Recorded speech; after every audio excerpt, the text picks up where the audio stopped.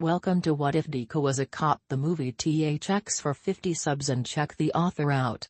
Deku. That name was lost. It was forever forgotten, or so he thought. I said hold him down, yelled a 19-year-old Izuku Mydoria at every officer in sight. If he gets away we're all dead. None of the other officers wasted another second. They immediately jumped on the man who was trying to escape for the third time that day, and tackled him to the ground. Izuku sighed in annoyance as he pushed an already struggling murderer of his own into the station. It had been a very long day. He could barely stand, and if it wasn't for those 10 cups of coffee, he personally didn't think he would be alive right now. Izuku Mydoria had become a cop, yes, a crime-fighting hero who always saved the day no matter what happened to him, but was berated by the press and never got any credit. He had given up on his dream, which he now deemed foolish. His mother had discouraged him from becoming a police officer, but he pushed forward, and his tormentor Bakugo Katsuki, which he hadn't seen since middle school, well, Bakugo Katsuki didn't even know if he was still alive or not. Izuku dropped out of middle school that fateful day when Bakugo told him to take a swan dive off the roof. He never thought nor cared to think about the angry blonde in all this time that has passed. Now here he was at 19, grabbing his mug that read in faded black print "Best Son," and tiredly slamming it under the coffee machine nozzle. He looked around cautiously, eyeing all the prisoners sitting on the benches near the entrance of the station, with nothing but handcuffs and fear keeping them at bay. Izuku sighed and pinched the bridge of his nose as he calculated what was going to happen, when all of a sudden a voice shattered the low rumble of the convicts and officers. "Oh officer! Help!" Izuku whipped his whole body around to spot a girl with orange hair pulled up in a ponytail, crying as she tried to hold up a unconscious purple-haired officer, blood all over his uniform. Izuku rushed over to the two cupping the purple-haired boy's face. "Shinso? What on earth happened?" Izuku asked frantically. The one time the chief went on a 3-week vacation after 23 years of working non-stop, Shinsou comes back to the station practically dead. Izuku shouted mentally. "It's nothing, Zuku, don't worry." Shinsou coughed, blood spilling from his nose. "What the heck is wrong with you?" Izuku yelled angrily, trying to hide his worry. It was that hero killer," was about to Shinsou croaked, but passed out before he could finish. "Quickly get him to medbay," Izuku ordered. Izuku was only a normal officer, he had no right to order anyone around, but all his fellow officers respected him more than anyone had in his life, admiring the quirkless male. So, a few of the other officers helped Izuku carry the bleeding Shinsou to the medical room as if it was the most normal thing in the world, and sadly, it was. They had seen worse practically every day, but no one knew that. Izuku sat in the chair next to Shinsou's bedside as the station nurse checked him out. Izuku put a hand over his face then dragged it down, making his skin stretch a little. The nurse called Chio, an elderly woman with a small cane, who was the only person who wanted to volunteer as a nurse for the police, noticed this as she felt the purple-haired boy's pulse. "You know, you should get some rest and stop worrying so much," Chio advised, not looking up from the screens which read Shinsou's blood pressure. Izuku chuckled. "If I could sleep I would, but the hero presentation is due in a few days and the press will be attacking if we so much as breathe the wrong way. I have to be ready for that." "Well, you can't be ready for it when you're dead, you imbecile," Chio huffed, putting her hands on her hips. Izuku would have laughed if he wasn't interrupted by Shinsou's heart monitor spiking. "Shinsou?" Izuku shouted, making his way over to the now half-conscious male, but before he could touch him he felt a hard thwack to his head. Chio stood looking up at the officer rubbing the back of his head that she had just walloped with her trusty cane. "Ow! What in the heck? No touching the patient," she ordered, unceremoniously smacking the back of his head again with her cane. Izuku complied, but asked Shinsou a few questions. "Shin, tell me who did it and why," Izuku demanded, his cop side taking over. It was the hero killer. He was trying to hurt that girl," Shinsou grumbled, fingering through his tangled mess of hair. Was she a hero? Izuku asked. In training. Shinsou responded grumpily. Man.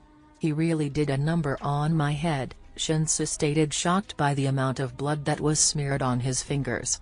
Shinsou. You idiot, stop joking around, you scared me to death, Izuku scolded angrily. Then why are you alive, Zuku? Shinsou snorted.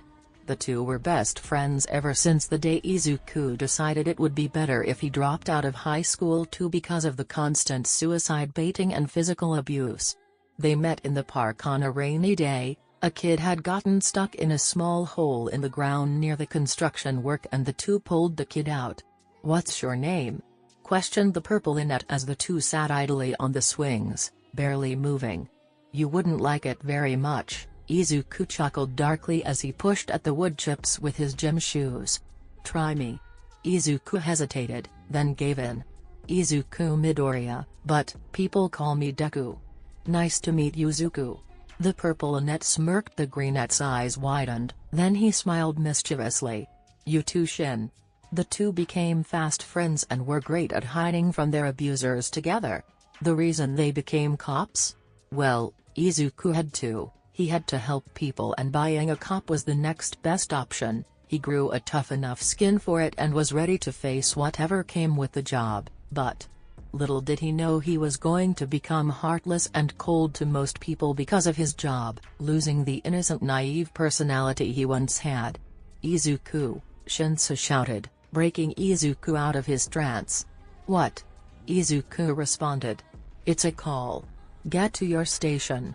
Shinsou was second in command while the chief was away. Now that he was injured, that means Izuku had to take his place. But what abo? Just go, Zuku. Shinsou ordered sternly, still using the endearing pet name. Izuku obeyed, letting the buckles on his black combat boots jingle as he raced down the corridor to the front of the building.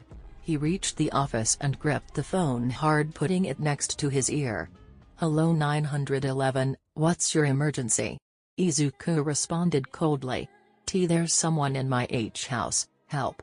Izuku froze. He didn't feel any panic nor worry, just a sick feeling in the pit of his stomach. He remained emotionless for the sake of the person on the other end. Ma'am, don't panic. We will be there in a moment. What is your address? He asked in a scarily calm voice. Despite her frightened state, she gave him the address, but before she could say any more her voice was cut short. Ma'am, what happened? Izuku questioned, the hairs standing up on the back of his neck. All the officers in the room froze, even the prisoners heard the scared woman on the other end get cut off. Gear up, I need at least 20 men. Izuku stood in full protective, bulletproof gear, gun loaded in hand aimed at the door to the address. Hold your fire, Izuku shouted over the crowd of officers surrounding the house. All right, I know you're in there. Come out, or we're coming in. Izuku barked coldly, rage filled his lungs. Silence, nothing, until… Izuku panicked, he couldn't stand the screams. He burst through the door, eyes blazing, to find an odd-looking man with blonde hair that was at least 6 feet, unfortunately for the short policeman. He was holding a woman who looked young, but was at most 40. She had blonde spiky hair and wore a black skirt with her now stretched-out pink cardigan. Let her go or I shoot. Izuku bluffed, aiming the gun at the unruly man. Put the gun down or I'll kill. The man rasped.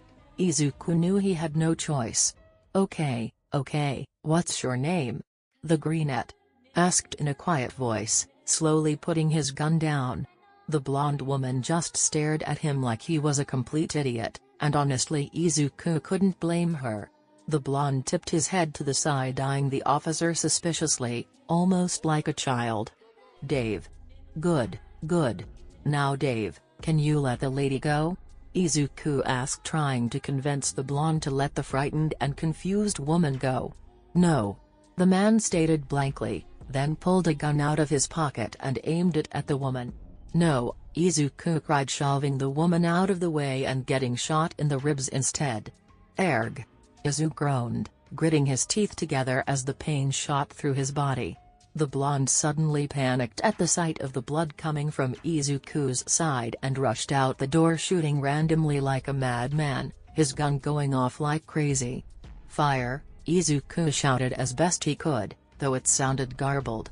The officers jumped out from the bushes, the side of the house, and anywhere they were hiding then shot, only aiming for the man's arms or legs as not to kill him. The crazed blonde slumped to the ground holding his shoulder, the gun dropped to the floor. Izuku sighed, then struggled to get up. He instantly turned his attention to the woman who stood staring up at him in awe. He helped her up, bleeding and wincing from the bullet inside of him. "What are you doing? You need help," the woman shouted worriedly. Izuku chuckled. "Trust me, ma'am, you come first." He then led her out the door, where some of the officers were holding down Dave, who was still struggling even with a bullet in his shoulder. Izuku sighed as he led the woman into the light of day. He was thankful it wasn't the everyday murder, or rob a bank scenario. "You know," came a voice from beside him. He turned around to see the woman looking at him, concern written all over her face. "You are one amazing person." Izuku chuckled then let go of the woman's hand he had been holding. "I wish everyone thought that way," he replied, his cold heart freezing over once again. When Izuku arrived back to the station on a stretcher, Shinsou almost literally had a heart attack. "What in the heck is wrong with you?" Shinsou screamed at the boy who lay in his own hospital bed next to the purple Annette's the medbay. "You're the one WHO told me to go take the call." Izuku shot back. "Because it's your job, Zuku. Getting shot is my job, Shin." "Shut up." "Fine." Silence filled the room for a good 5 seconds before Shinsou spoke up. "You almost literally gave me a heart attack. Stop making me worry." "Only if you stop too." Izuku smiled back. "No guarantees," Shinsou chuckled. Both reached for the other's hands across the space between their hospital beds as if they were each other's only lifelines. Their job meant one thing, sacrifice, and that was exactly what they were doing. Still, even though they knew what they signed up for, they couldn't help but worry. They were family, the only family that believed in each other. "Oh, cut that out, you two," Chio cried, wiping a small tear from her eye at the touching display. Both Izuku and Shinsou laughed as best they could, before they began to cough up blood. "Katsuki," said the blonde lady who Izuku had saved earlier. She was now in the comfort of her home, now safe. The blonde to whom she was speaking to was her son, Bakugo Katsuki. "What old hag?" Katsuki barked, plopping down on the fancy couch. "I have something to tell you. Officer Izuku," came a voice, way too loud for this time in the morning. Izuku practically choked on his 5th cup of coffee that morning. "What is it, Officer Tetsu?" Izuku coughed, setting his mug down on his desk in the middle of the office. "How is your side? Are you feeling any better?" The sliver-haired male grinned. Fine, Tetsu, I'm feeling as I always do, miserable." Izuku responded. "Zuku, what are you doing out of bed?" shouted the purple Annette as he marched up towards the green-haired cop. "I'm relishing my morning coffee," Izuku replied sarcastically. "What the heck is wrong with you? You just got shot in the side," Shinsou scolded furiously. "And you got bloodied by the hero killer, so where are you coming from, Doc?" Izuku replied snidely as he sipped his now half-empty cup of coffee. Shin face-bombed. He just couldn't win an argument with the cop. Izuku over the years of interning and working as a cop made him a little softer, but he was still as crass, cold-hearted, and sarcastic since the day his ex-best friend told him to jump off the roof. Shinsou was about to protest when suddenly an older man wearing a tan trench coat came walking in like he owned the place, made his way over to Izuku's desk, and slapped down a very thin yellow folder on top of his remaining paperwork. Izuku didn't even flinch as he looked at the middle-aged man with brown hair. "Tsukuchi," greeted the brunette solemnly, setting his cup down for the umpteenth time that day. Namasa smirked. "Listen up, Officer Green, we have an issue." Izuku wanted to slap the older detective for the nickname, but restrained himself with what little energy he had left. "What is it, Namasa?" Izuku questioned lazily. "Open the folder." The detective replied sternly. Izuku complied and opened the manila folder. Inside, all he saw was a picture of a dead boy with black hair, a hero suit, a pro hero suit at that, with a little paper clipping which read in black print, "Sarohanta." A little bit of blood here and there, but what really shocked Izuku was the burn marks all over the pro hero's skin. Then, there was nothing else. "What?" Izuku shouted internally. "Where's the rest?" Izuku asked, turning to look at Namasa. "In your hand." The detective replied. "What? This is it?" "Yup," Namasa said, popping the P at the end. "Well, it's a closed case, isn't it? The hero killer obviously did it." Izuku slowly turned up to meet the detective's eyes. "No, he didn't. Look at these burn marks, they weren't put there by Stain unless he has a flamethrower, does he?" Izuku asked, cocking one eyebrow. "Secondly, think about it, Stain usually leaves some sort of calling card, as sick as it is." Namasa was stunned. He, unlike Izuku, had just chalked it up to buying the hero killer, but the greenette didn't look at the cases like any other cop did. That's why Namasa brought the folder. He knew Izuku would have some sort of answer that he couldn't come up with. He never overlooked or chalked things up to buying something else. He was what a cop should be. "Where is the scene?" Izuku asked, standing up and grabbing his car keys. "In an alleyway near you," Namasa responded calmly. Izuku froze. Memories of getting the letter that day he failed the entrance exam, but then continued to walk out the station door. Namasa looked to Shinsou for answers. "He has a history with that school," Shinsou stated firmly, almost as if he was warning him not to talk about it with the green-haired male. Namasa nodded firmly, understanding. Then the detective and greenette left in Izuku's undercover cop car. The two stood side by side in the hot summer weather, Izuku sweating slightly in his short-sleeved uniform, while Namasa practically died of heat stroke in his trench coat, looking at the chalked outlines of where the dead body used to be in a shady alleyway. "It certainly looks like Stain's style, no doubt about that," Namasa quipped, looking at the dark alleyway around them. "The location, yes, but not the way this boy was killed," Izuku mumbled, crouching down to observe the blood stains on the asphalt. After 2 minutes of just staring at the scene, Izuku came up with an answer. "This wasn't Stain." Namasa's eyes widened. "How do you know?" The detective questioned suspiciously, pulling on the collar of his shirt while grimacing at the heat. "There's no stab wound. This man's been killed in another way." "What did forensics say?" Namasa froze. "You didn't have them check for poison, did you?" "Of course not. He was clearly not poisoned," Namasa exclaimed, pointing at the blood stains. "You're an idiot, Namasa," Izuku remarked, standing up. Before the detective could protest, a loud crash was heard. Bang! Izuku snapped his head around to face where the noise had come from. The old abandoned building next to them. "I'm going in," Izuku said emotionlessly. Namasa made a shocked expression. "Why? What's wrong with you? It could be dangerous." Izuku stared at the man while he pulled his gun out of his black leather holster. "You're a detective, I'm just a frontliner, it's my job. Plus the department might pay for my funeral," Izuku replied lazily. Namasa frowned but said nothing more as he watched Izuku walked slowly up the outside steps of the building. Once inside the disheveled townhouse, Izuku aimed his gun in front of him, swerving or snapping back around to check if anyone was there. Then all of a sudden he heard grumbling. He quickly hid behind a stone support beam, 2 times thicker than his own body, and aimed his gun upward, cocking it. This was it. He heard the footsteps coming closer to where he stood. Any second a face would appear from behind the pillar. He had to move first. "Alright, put your hands up and freeze," Izuku shouted, swerving around from behind the pillar, only to see a horrific sight before him. Deku? Never did Izuku think he would hear that repulsive mockery of a name again, but there it was, still cutting as deep as it had years ago.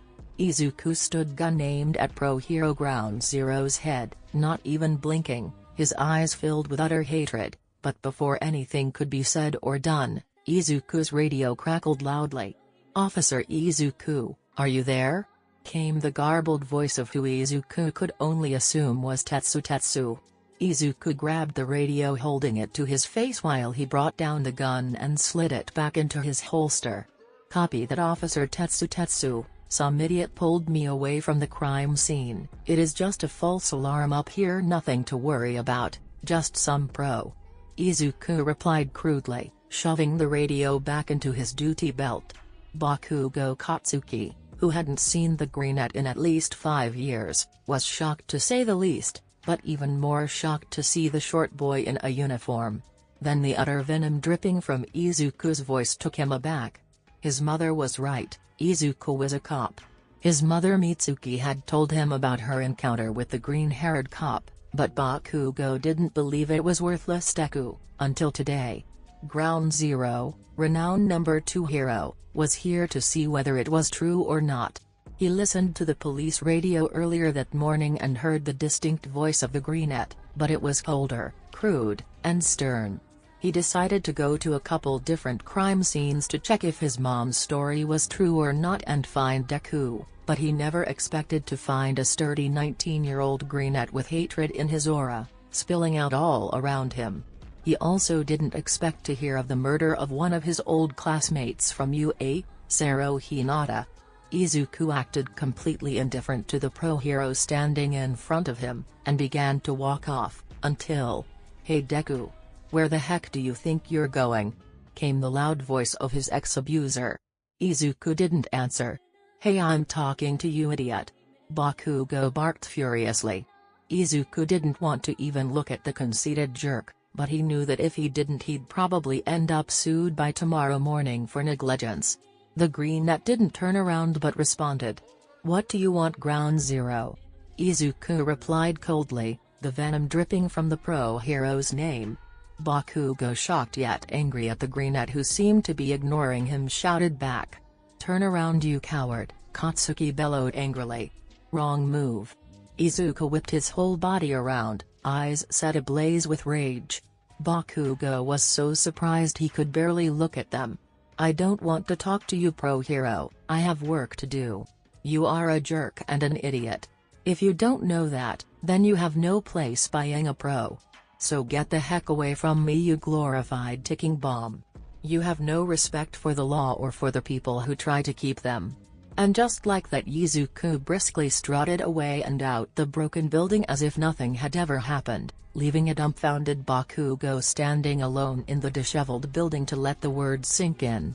Izuku was instantly greeted by Naomasa, who had waited anxiously, contemplating the Greenette's comment about just buying a frontliner. "Well, what was it?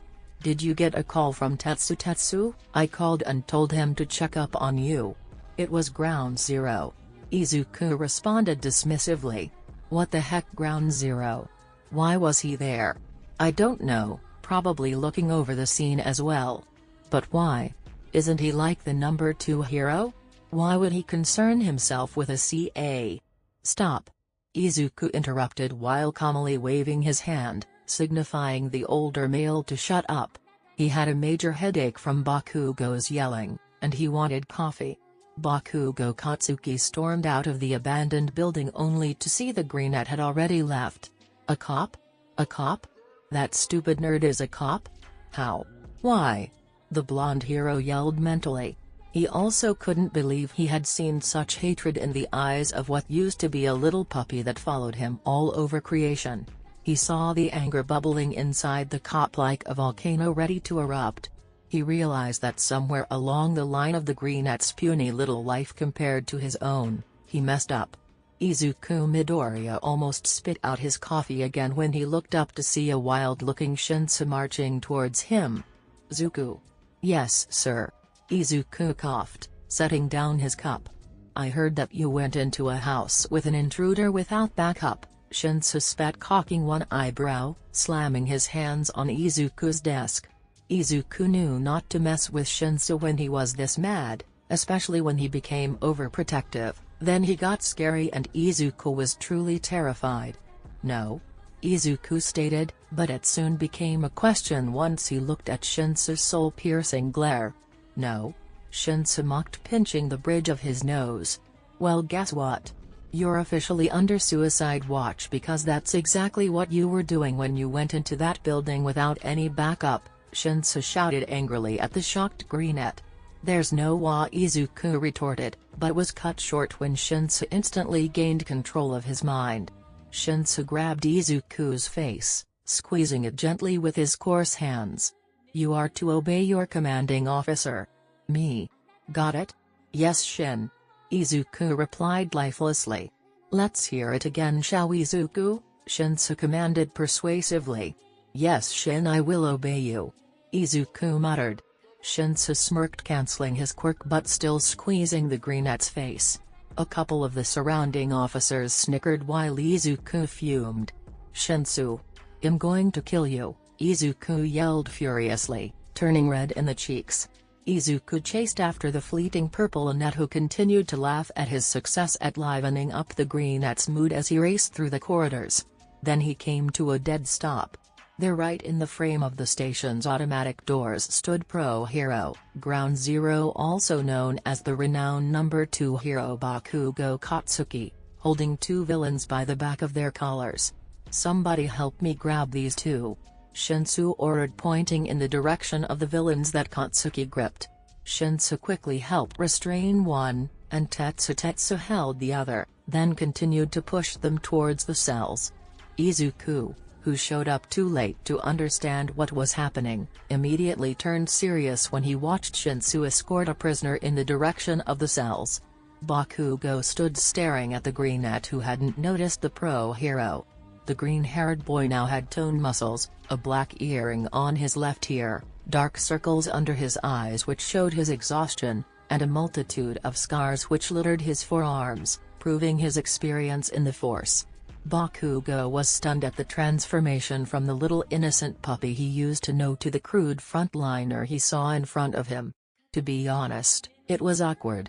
Bakugo was about to talk to him, but an officer in a white coat that reached to his ankles, with blonde hair and cold blue eyes just looking for trouble, beat him to it. "Hey Midoriya." Nieto Monoma greeted his subordinate heavily. Izuku didn't look away from where Shinsou had disappeared, much to the blonde's dissatisfaction. "What is it, Officer Monoma?" Izuku responded. "You're due at forensics." "Yes, sir." Izuku complied, walking towards the two steel doors on the left of the station, but was stopped when he felt a tight grip on his arm. Izuku snapped his head back around in anger. "Midoriya, I'm in charge in forensics today." Monoma smirked. Izuku grit his teeth. "Perfect, just peachy." Izuku nodded mentally. "Let go of me." "Monoma." Izuku growled. "Oh, no, no, no. Don't lose your temper. Remember, if you shoot me you might just lose your chief forensic officer, and your job." Nato advised snidely. "I swear, Monoma, I will beat the living crap out of you if you don't," Izuku threatened, but was abruptly interrupted. "Deku, get the heck away from him." There it was again. Izuku shut his eyes tightly and ground his teeth in frustration. "Let's go, Monoma." Izuku growled, shrugging off Nito's grasp and walking towards the lab doors. Bakugo could only stare at the Greenette, who had just completely ignored him, shove the two steel doors open and disappear behind them with the blonde forensics officer. "Stupid Deku doesn't get to ignore me," Bakugo growled, making his way fuming up to the steel doors while ignoring the continuous shouts of, "Stop! You can't go in there! Ground Zero, stop! Somebody restrain him!" Bakugo slammed his hands against the door, pushing them so hard they hit the wall behind them. Izuku and Monoma stood in the dark lab looking at several different copies of paperwork and test tubes. Izuku didn't so much as flinch or look up at the noise, not giving a crap, but Monoma jumped in surprise, nearly dropping the DNA sample he held in his hand. "Careful, Monoma, you might drop the evidence, and then drop your job," Izuku remarked sarcastically. Monoma smirked nervously, trying to regain his composure. Very clever Midoriya, very clever, Nyeto said smiling fidgetingly. What are you stupid extras doing? Bakugo questioned angrily. And what right do you have to be in here Ground Zero? Monoma smirked after fully regaining his dignity back. About as much darn right anyone can have. I knew the idiot would got himself killed, Bakugo shouted slamming his fist down on the steel table. Izuku kept his eyes on the paperwork, not taking the slightest interest in the blonde's statement. How can he ignore me like this? Bakugo yelled internally. Monoma, stop chatting and tell me what the heck all these numbers mean. Izuku spoke crudely. Nyeto sneered. Well, it seems to be that the victim has died of internal damaging, such as toxic absorption. English Nyeto, Izuku snapped looking up angrily at the forensics officer. The blonde always did like to rile the brunette up. Oh, first name basis I see. Monoma snickered. Just tell him what it means or I'll blow you sky high, Katsuki bellowed, starting to get irritated by the conversation going on between the two with him excluded. Not very heroic Ground Zero. Monoma replied cheekily, giving off a creepy smile that made the blonde want to cringe. Well, in words that you can understand, dear officer, the man's been poisoned. Izuku's eyes widened. Poisoned? Yes, Nyeto said slowly closing the space between them. The poison is called amatoxin, it comes from a certain plant, it doesn't grow in Japan whatsoever, and can only be found by less legal means. Izuku just stared at the DNA sample in Monoma's hand. So in other words, someone poisoned him, dragged him out onto the alley then burned him? Bakugo roared. No, Izuku stated. It could have happened in a completely different order.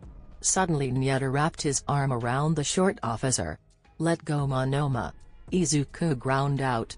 Oh no, what happened to Nyeto? The forensics officer replied alluringly, squeezing the brunette's shoulder. Bakugo, who stood watching the scene before him, felt as if he would blow the forensics officer to the moon and back if he didn't take his filthy hands of his.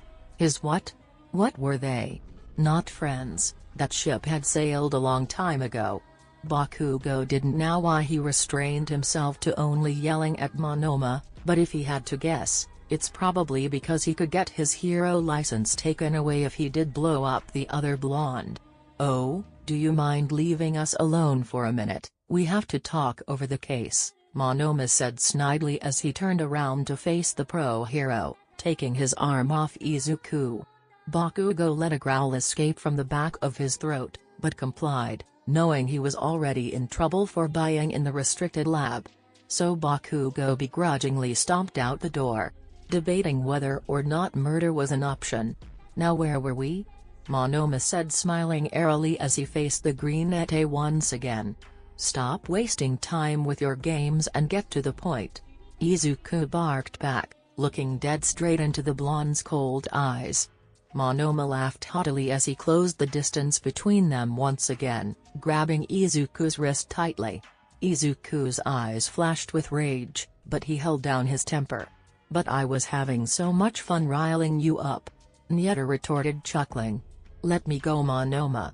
Izuku ground out, causing the blonde to only laugh. Not a chance my dear officer, this is the only time I have alone with you, and I do enjoy watching you squirm. Izuku had had enough, but could only bring himself to struggle in the blonde's grasp. Though Izuku was short, he was sturdy, and ill-tempered thanks to years of abuse. If you messed with him, you were going to need an ambulance, but unfortunately, if Izuku hospitalized this conceited blonde, he would lose the only thing keeping him afloat. His job. What's the matter Midoriya? Afraid you'll lose your job? Nyeto smirked, pulling the brunette flush against him. I swear Nyeto, if you so much as touch me I'll kill you, Izuku spat staring Monoma in the eyes. Dull green orbs met cold blue. Now, I said let go, Izuku shouted, gaining the attention of Bakugo who stood outside the doors. The angry blonde burst through the doors, hands sparking with miniature eruptions, to see Monoma gripping Midoriya by the wrist and waist, smirking as if he had trapped the officer. Get the heck away from him, Bakugo roared, ripping the forensics officer off of Izuku. Izuku, humiliated and fuming, marched out the door, case file and paperwork forgotten on the lab table. "I should blast you all the way to the edge of the earth, you scum," Bakugo snarled, grabbing Nieto by the collar. Then Izuku finally spoke from afar. "Ground Zero, may I remind you of your number 2 status? I don't think you would like to ruin it by murdering a cop," the Greenette advised coldly. Bakugo glared at the Greenette. He couldn't understand it. How did he become so cold? How? Bakugo thought, trying to rationalize how the little puppy who had followed him as a child had grown to be a crass, crude, sarcastic insomniac. When all of a sudden, "Officer Mydoria, we have some news. Another body has been found," stated Shinsou, walking up to Izuku's side. "Man, I wish you were here 10 minutes ago," Izuku said sarcastically. Shinsou's eyes narrowed as he turned to glare at the pro-hero who had joined them. "Why? What happened?" "Forget about that. Who did it?" Bakugo bellowed, making half the officers in the station either drop their coffee or throw it in surprise. Izuku and Shinsou gave an unimpressed expressions towards the blonde. "We've only been on this case for 2 days," Shinsou replied. "Well, you darn coppers better figure it out." "I knew that guy," Bakugo shouted angrily. "So get your blue boy butts out there and find out." Izuku, though the words cut deep, didn't flinch, but only lazily stared at the fuming pro-hero. Then, Izuku finally spoke in a eerily cold tone. "First of all, we're not coppers, that's just disrespectful. After all we do? Risking our lives to what? Get called blue boys? No. Just because we've got blue in our blood doesn't mean we're just our uniforms, jerk." Bakugo stood there dumbstruck, Shinsou looked dead serious, and Izuku marched off to get the new case file. Bakugo couldn't help but think, he's changed so much, he got stronger, braver, and meaner. Izuku was shrewd and as rough as sandpaper, his heart had turned to coarse stone, and Bakugo was starting to realize that the Greenette was never going to want to be even remotely close to him. Sadly, he realized a little late. Izuku stood at the rectangular desk he called his own, paperwork strewn all over the top of it, along with 7 empty coffee cups on top of them. "Here's the new case file," Shinsou sighed, handing over the manila folder. He knew the Greenette was riled up about the pro-hero, who he had managed to get kicked out of the station, with the help of 20 other officers. Izuku opened folder impatiently, only to slam his fist on his mess of a desk when he set eyes on the content. "Dang it. Another pro. What?" Shinsou asked, looking down at the file. There was a picture of a girl this time, her black hair pulled up into a mangled ponytail. She wore a full bodysuit of red with black lines running down the legs. She was another pro. The clipping of paper next to the picture read, "Momo Yaoyorozu." Her body was also burned, but the burns were much harsher than Sero's. "This was premeditated," Izuku said point-blankly. "What? How on earth do you know?" Shinsou questioned. Sero Hinata had burns that were light compared to this. The assailant obviously didn't expect Sero, and quickly burned him somehow with haste. Yaoyorozu was burned slowly, there was meaning behind this one. Shinsou just stared at his best friend. "You are a freak," he exclaimed. "And you're an idiot," Izuku drawled fondly. Before any more names could be called, they heard the shout of officers. Izuku and Shinsou looked in the direction where everyone was staring in awe. There stood a long white limousine, on one of the doors the large logo that was a capital T printed in black, surrounded by a fancy black design shaped in a diamond. Then a driver got out of the front seat and rushed over to that very same door and opened it. 2 white pant legs appeared, followed by a whole man in a white suit, wearing a blue dress shirt underneath, all tied together with a white tie. What really stood out though, was the man's hair. One side was white, and the other was bright red. Izuku only watched as the man walked through the station's automatic doors. "Izuku Mydoria," greeted the well-dressed man. "Shodo Todoroki," Izuku said, returning the greeting, giving a slow nod. "What?" shouted the other officers in the room in unison. "The Todoroki Shodo? The CEO of Todoroki Company? No way? Endeavor's son? Isn't he a pro?" came the many exclamations. Izuku held up his hand to silence the mutterings of the many men. "What can I do for you, Todoroki sir?" Izuku questioned calmly. "Please, call me Shodo," the man said, holding out his hand for Izuku to shake. Izuku shook the man's hand. "It's good to see you, Mydoria. You too, Shodo." Izuku responded, giving a smirk. "So, I take it you two know each other?" Shinsou deadpanned. "Yes, he used to go to high school with me," Todoroki answered calmly. "I thought you dropped out of school." Shinsou frowned, smacking Izuku in the arm. "I dropped out of middle school, Shinsou, middle school." Izuku grimaced, clearly embarrassed. Shinsou chuckled. "And high school?" Shinsou muttered. Izuku shot him a deadly look. "So what are you here for, Todoroki?" questioned the purple Inet. "I'm here to file a restraining order," Shoda replied, his face becoming tainted with a disgusted expression. "Step right this way, sir," Izuku said mockingly. "May I ask who it is?" Izuku got out a pen from his desk drawer and headed to the front desk with Shodo and Shinsou. "Shoto? No, you may not. Dang it.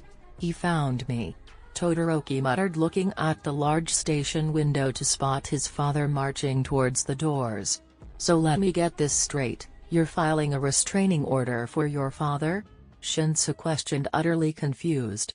"Yes, he has been getting on my nerves since the day I've been born," Todoroki responded nonchalantly. "What has he done?" "We can only restrain him with a reason," Izuku stated.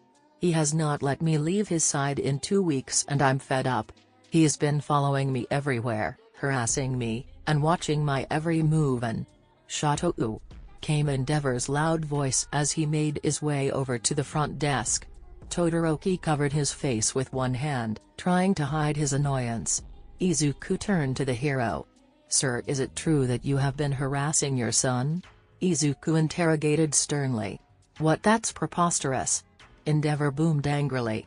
Izuku winced. "Indoor voices please, Mr. Todoroki," Izuku commented snidely. Shoto smirked at the greenette's sarcastic sense of humor. "Now sir, your son is filing a restraining order on you, so I would advise you to at least stand 20 feet away from him until, let's see, next month," Izuku quipped, giving a cynical smile at the end. Endeavor was about to grab the boy by the collar and throw him across the room, but then he spotted the badge and remembered who he was talking to. "Here you are, Todoroki," Izuku said, handing Shoto a file full of signed papers. Todoroki nodded firmly, glared at his father, then smiled at Mydoria. "Till next time, officer." Shoto smirked deviously. "You know our number," Izuku replied cynically, then Todoroki strode back to his limousine. Endeavor huffed, fuming, and marched out the door as well. "Well, I didn't know you knew him." Shinsou smirked. "Oh, shut up, Shin, we need to focus on the case. Or, cases." Izuku corrected himself coldly, walking back to his desk. Then he saw it, Momoyasu Ozu's body. It was being wheeled in on a cart, a yellow tarp covering it from head to toe. "I want her in forensics, tell them to test for poison," Izuku ordered. The other 2 cops just stared at him as if he was crazy. "Oh, I'm sorry, would you like a full report of what I'm thinking?" Izuku shouted. "Now get her to forensics before her body decomposes." The 2 officers, startled by Izuku's wrath, immediately started to roll her through the steel doors. Izuku sighed, pinching the bridge of his nose.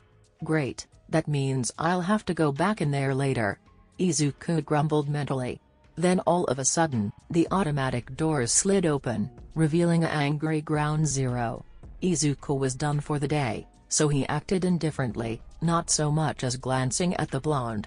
This angered Katsuki more than he cared to admit, so he stomped over to Izuku, who was grabbing his coffee off of his desk. "Oi! Stupid nerd! Look at me!" Bakugo growled. Izuku didn't turn around or respond, instead he sipped his coffee as if Bakugo hadn't just shaken the entire station with his yelling. Bakugo grit his teeth furiously, then gripped Izuku by the waist, spinning him around to face him. Izuku met him, eyes ablaze with fury. Though they had dark circles under them, they held rage inside. "Hey, now you're looking at me, nerd," Bakugo sneered. Izuku was livid. He couldn't believe the blonde had touched him.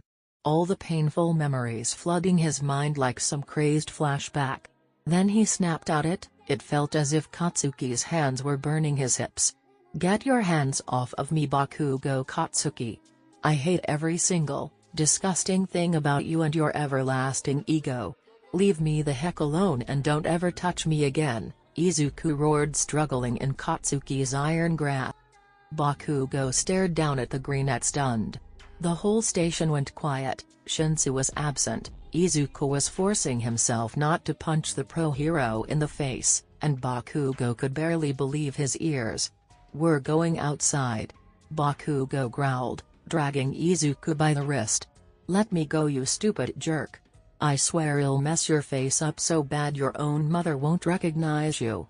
Izuku screamed, struggling to get out of Katsuki's hold as the blonde pulled him toward the doors. Once outside and out of sight at the back of the building, Bakugo slammed the greenette against the cold cement wall. "Ah!" Izuku cried, having the wind knocked out of him. Katsuki then pinned both of Izuku's hands on either side of the boy's head. Izuku fought and struggled ferociously until Bakugo put his mouth next to Izuku's ear and whispered huskily, "Aren't you forgetting how easy it is to get you fired?" Izuku's struggling ceased. He knew he could take the blonde, despite the height difference, but he would definitely lose his job if he hospitalized the number 2 hero. "Hey, that's right, stay down." Bakugo smirked evilly. Izuku ground his teeth and stared him straight in the eyes. "I hate you," Izuku spat. Then started to squirm in Bakugo's tight grip. Bakugo was taken aback by the pure venom in the greenette's voice. He watched as the officer struggled furiously until he came to a stop while panting heavily. His chest heaved up and down slowly as he glared murderously at the shocked blonde. "What do you want, Bakugo Katsuki?" Izuku breathed. "You to stop ignoring me," Bakugo snarled, tightening his grip on Izuku's wrists. "Never. I hate you. You glorified time bomb," Izuku shouted ferociously, a wild look in his eyes. Izuku turned his head to look anywhere else but the angry blonde. This made an animalistic growl escape from the back of Katsuki's throat. "Darn it, Deku. Look at me." "No." "Why?" "Because I hate you," Izuku spat vehemently. "Why?" Izuku froze, all fighting ceased. "Why?"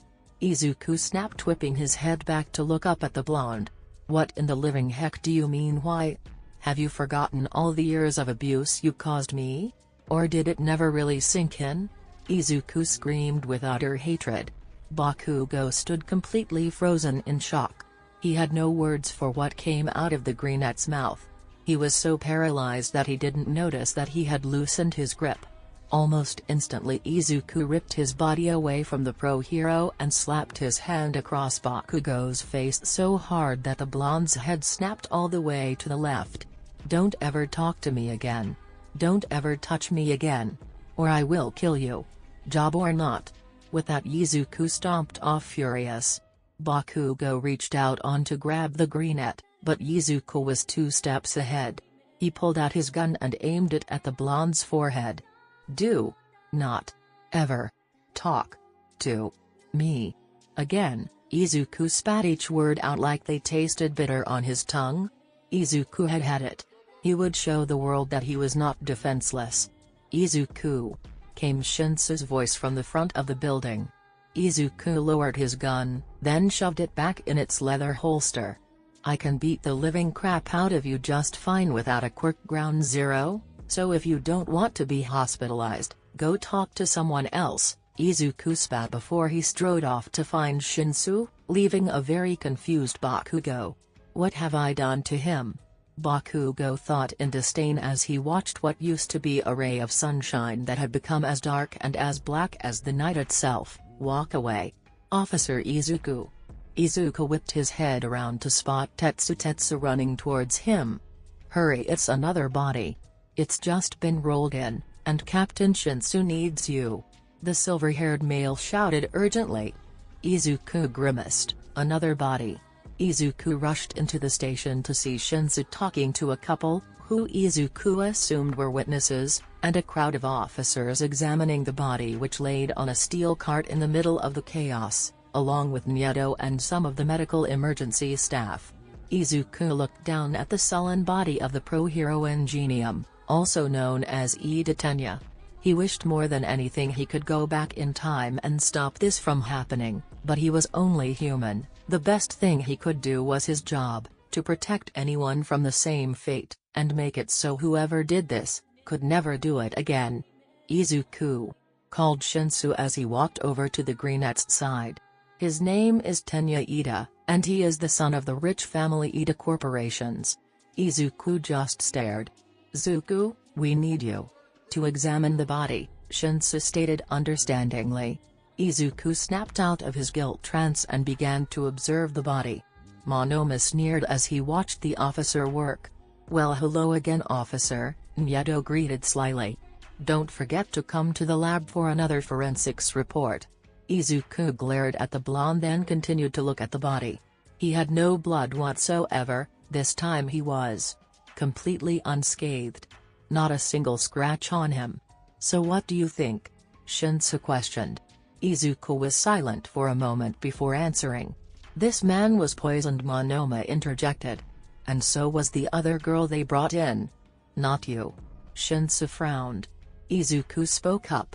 This was premeditated. Whoever did this planned it. It was too smooth of a death to be spur of the moment. Also, it was done by the same person. Izuku commented coldly. What? How do you know? Tetsu asked, puzzled. Look, all three people were poisoned with a rare poison you could only get if you are in drug dealing. If this was a different person, I'm sure that the poison would not all be the same. Correct, Officer Monoma? Nyeto smirked heavily. Correct, my dear officer. Shinsou cocked an eyebrow while Izuku stared back down at the body. So young. Was all the Greenette muttered. It was barely coherent, but Shinsou and Monoma knew what he had said. They all felt that the Tenya Ida was too young to die. We have 3 bodies and no leads, Tetsu said, slightly panicking.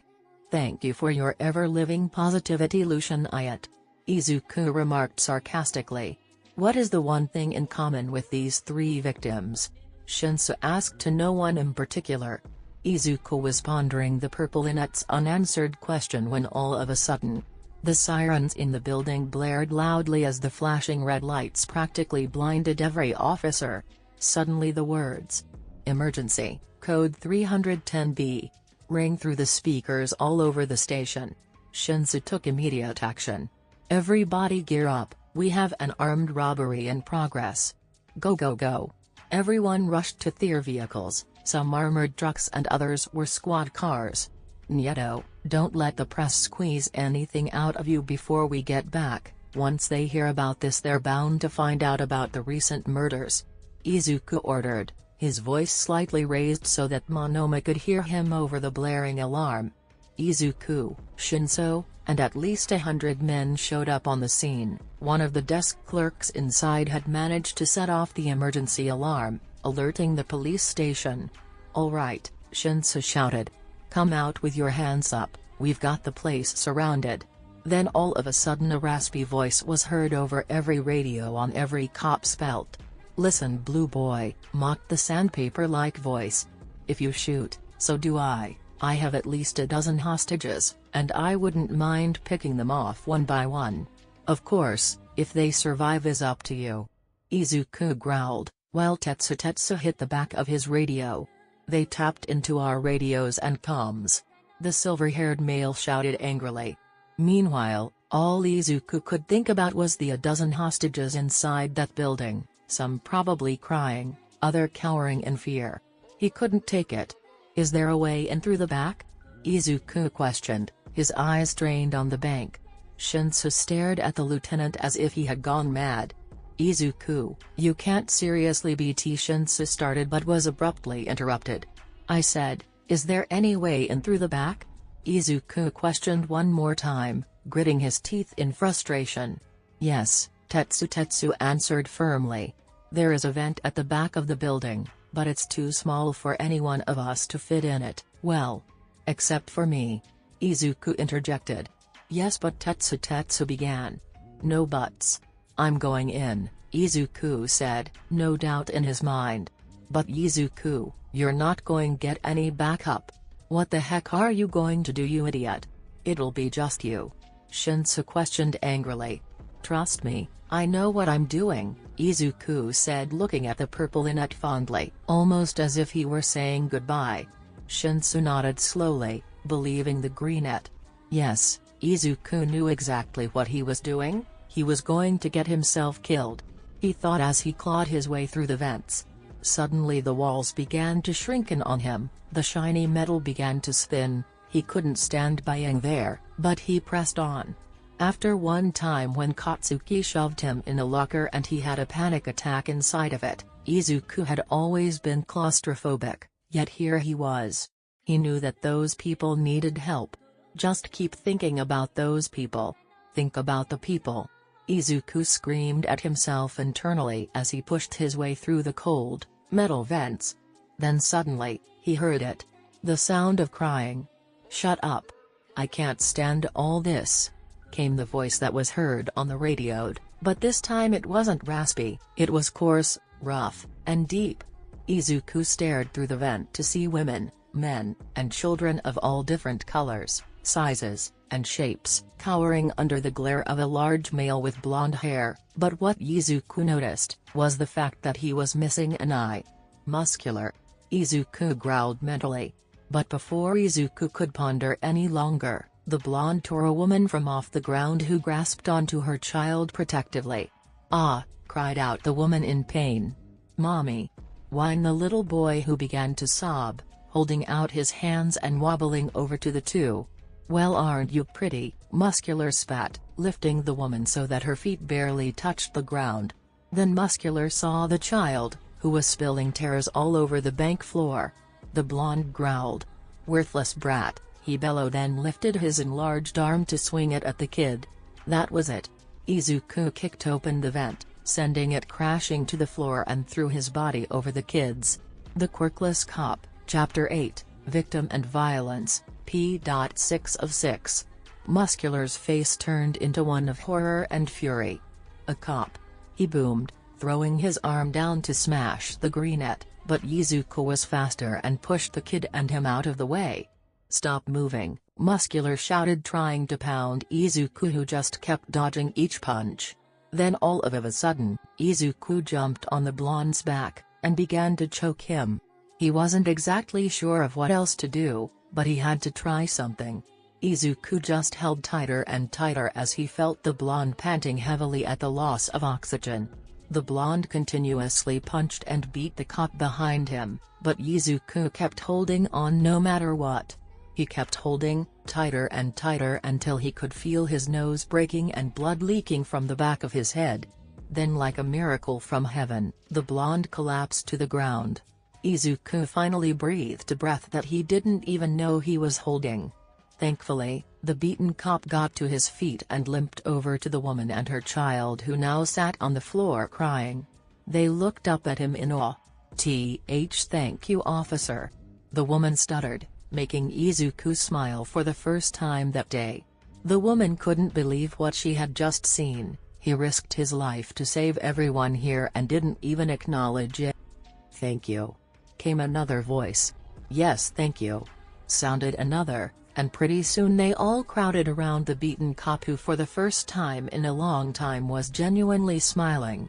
Shinsou saw figures in the distant tinted windows of the bank. His heart dropped when he saw the large man swing his arm, but that was all he could make out.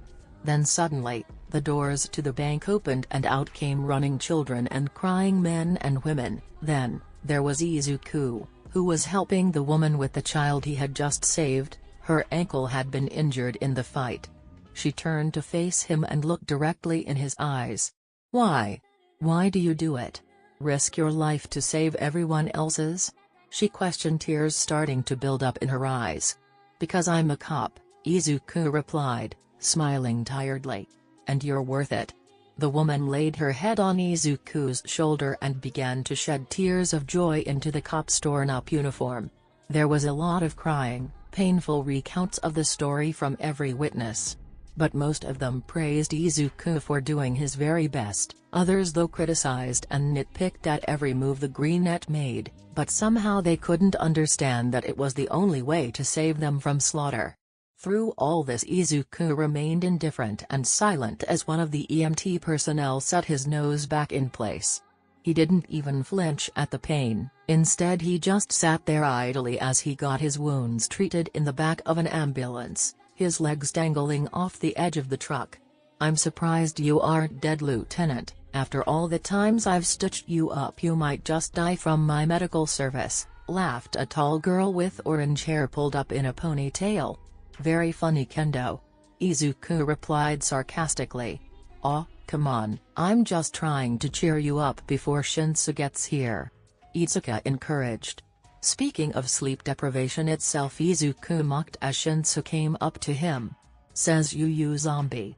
Shinsou snarked back. Kendo smiled, she knew the two were just putting on a tough act, deep down both were worried sick for the other. "Shinsou, why don't you also step into the truck while you wait for me to check your vitals? I'll be right back." With that, Kendo left, smirking all the way. There was a moment of silence. Then Shinsou strongly pulled the Greenette into a passionate embrace. Izuku just hugged back slowly, grabbing fistfuls of the purple net's uniform. "Don't you ever leave my side again. You hear me?" Shinsou mumbled into Izuku's now bare shoulder thanks to the rip in his uniform. "I'm not losing you." Shinsou combed his fingers through Izuku's emerald locks. Izuku could feel what he assumed to be tears blink onto his bare shoulder. The two just kept on holding each other as if they were the only person left in the world. "Shinsou, you're so overprotective." Izuku smiled as he nuzzled his face into the crook of the purple net's neck. "Overprotective?" Shinsou exclaimed, shooting up from his head's resting place on Izuku's shoulder. "You call letting you go in alone without any backup to fight one of the most renowned bank robbers there ever was, with a dozen hostages, overprotective?" Izuku chuckled, but Shinsou wasn't finished. "No, I mean it. Mister, you're so overprotective you are not allowed to go anywhere without letting me know first, and will not be allowed to leave my side if I don't know what you are doing, and that's an order, Lieutenant." Shinsou ordered sternly but smirked when he saw Izuku's shocked face. "Shivine." Izuku groaned, face palming. The purple net chuckled. "When I get promoted," Izuku playfully threatened. "If you get promoted," Shinsou shot back. "I hate you," Izuku said, grinning as he slapped Shinsou in the arm. Shinsou threw his head back in laughter. "I love you too, Zuku," Shinsou chuckled, staring into Izuku's green orbs. Izuku's face softened as he looked at his one and only friend, then he grabbed the purple net's hand and the two sat in companionable silence. All the while Kendo was watching from behind another ambulance as she wiped a small tear from her eye. She wished she had family like that too. The happy moment was almost instantly interrupted by the loud slamming of several car doors and shouts of a woman. "Quick, interview the hostages, make sure you get them crying," ordered a woman who was clearly invisible. Only her clothes were present. "But they're smiling," said one of the cameramen. "Then tell them their son died or something. Just get them crying," she yelled angrily, stalking over to where Izuku sat with Shinsou. "This is Toru Hagakure coming to you live at the scene of an armed robbery." Then she turned around to face the disheveled Greenette officer. "Officer Mydoria," she yelled as she got all up in his face. Shinsou growled. "Hey! Give the man some space, he just got brutally beaten," he yelled, blocking her view of Izuku by standing in between them. Hagar signaled with her gloved fingers for the cameraman to cut.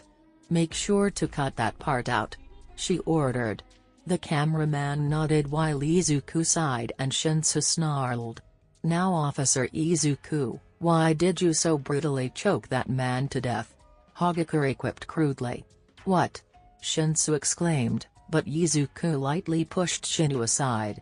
It's okay Shin. He muttered as he stood up wearily. Oh, was he a sight to behold? The greenette looked like he had been through hell and back, his eyes alive with fire, his hair tousled into a wavy mess of curls, a large black eye and cuts all over his arms and face. I didn't do any of what you just said. Izuku replied sternly, looking straight into the camera. I only made it so he would go unconscious with enough time for the hostages to escape. See, there he is. The cameraman was about to turn to where Izuku was pointing, but Hagakure stopped him. Do you plan on using this cruel method again, sir? And what are your thoughts on police cruelty? Hagakure snapped. It was the only way. He would have slaughtered those people. Defended Shinsou. Hagakure's facial expression didn't change in the slightest. Well, at least that's what they thought. I'm sure. Was all she said before bombarding Izuku with more questions that stabbed at his cold heart. Soon more reporters came to the scene and started to crowd around Izuku. Izuku didn't give a crap. He was tired, in pain, and had 3 murder victims to prevent from dying in vain, and he needed coffee. So Shinsou and a couple other officers escorted Izuku back to the Purple Inet's squad car. On the ride back to the station, he slowly shifted his head to look at his purple-haired friend who was keeping his eyes on the road and would glance at the greenette every few seconds as if he was making sure he was still there. Don't worry Shin, I'm not going anywhere. I still need to beat the living crap out of Monoma, Izuku chuckled, but his voice sounded strained, which only made Shinsou worry more. Close your eyes and get some sleep. No, Izuku said sternly. Shinsou stared at his friend for a few seconds before training his eyes back at the road. Are the nightmares coming back? Shinsou asked cautiously. There was a moment of silence before Izuku answered. It's not just that, Izuku said, looking Shinu in the eyes. I'm not afraid, no, I'm mad at myself. Zuku, listen, you are the literal embodiment of what a cop should be, and keep in mind we're all human. We can't just expect the criminal to jump out at us. I know, but I wish I could do better, be stronger. Izuku muttered. Excuse me. Have you seen yourself in the mirror lately? Plus you do lift all my groceries, Shinsou teased. Izuku gave a tired smile, his eyes half-lidded. Don't forget, I can also beat the crap out of you, Captain, Izuku joked sarcastically. Shinsou said nothing, only frowning, proving Izuku's point. This made the greenette throw his head back in laughter, until he heard a crack sound coming from his neck, and was immediately scolded by the Purple Inet. Finally, they arrived back. Shinsou took the keys out of the ignition, and put his head against the headrest. You know I'm helping you walk, right? Shinsou spoke nonchalantly while looking out the window. Izuku's eyes widened. No, Izuku began, but he was instantly cut short when Shinsou received control of his mind. Gotcha Zuku. Shinsou smirked. Shinsou ended up mind-controlling Izuku into letting him help, but once they got to the door, he almost felt as if he didn't want to release him. He never felt the way about anyone that he had felt about Izuku. They were family, and family kept each other safe. That's all Shinsou wanted, Izuku to be safe. The Purple Inet sighed. Once he had helped Izuku into the seat behind his desk, he reluctantly cancelled his quirk. Shinsou, Izuku shouted, fuming. Will you stop that? Shinsou couldn't help the smile that broke out onto his features, but before they could say any more. Officers, I think you should come with me, Monoma said, appearing behind them. The two followed Monoma into the lab only to find an angry Bakugo Katsuki in civilian clothes sitting on one of Nido's wheeled stools. Izuku just stared at the blonde, before pulling his gun out of its holster and aiming it lazily at the blonde. Bakugo was shocked, and even a little afraid at the sight of Izuku's relaxed composure as he held the deadly weapon in his hand. Get the heck out of this department, jerk, what do you want? Because harassing an officer is a big offense. Izuku drawled. shoving his gun right back in his holster. Ahem, Nyeto said, clearing his throat as he glared at Bakugo. I believe that's my seat. Bakugo stood up begrudgingly. Listen. Katsuki began looking at Izuku mainly. I knew all these people that died and I just want to know what happened so I can beat the crap out of the guy who did it when I find him. That's why I'm here. Tell me who did it. I wanna do something for those extras. Even though they were filthy rich brats, I still liked them. Bakugo admitted gruffly. Izuku's face contorted into a confused expression. Well, I'm sorry, but we do. Shinsou began, but was abruptly interrupted by Izuku shouting. Wait. What did you say? Bakugo just blinked, utterly confused. I said that they were filthy rich brats. Bakugo repeated a little too nonchalantly. Izuku's eyes widened. That's it. That's it, that's it, Izuku cried, running his hand through his hair as he walked over to Monoma. Nyeto, hand me the 3 case files. Izuku ordered. Monoma complied, wanting to understand what Izuku was going on about. Izuku spread out all 3, thin, case files on the lab table. Each picture laid out before them in order. What are you doing? Bakugo asked, his eyebrows furrowing. Shut up. I'm thinking! No, that's not right. Izuku muttered under his breath. Zuku, what's going on? Shinsou questioned. Zuku? Bakugo grimaced, giving Shinsou a death glare. Everybody shut up, Izuku shouted. The room fell silent, not a word was spoken. Mabai, no, that's not it.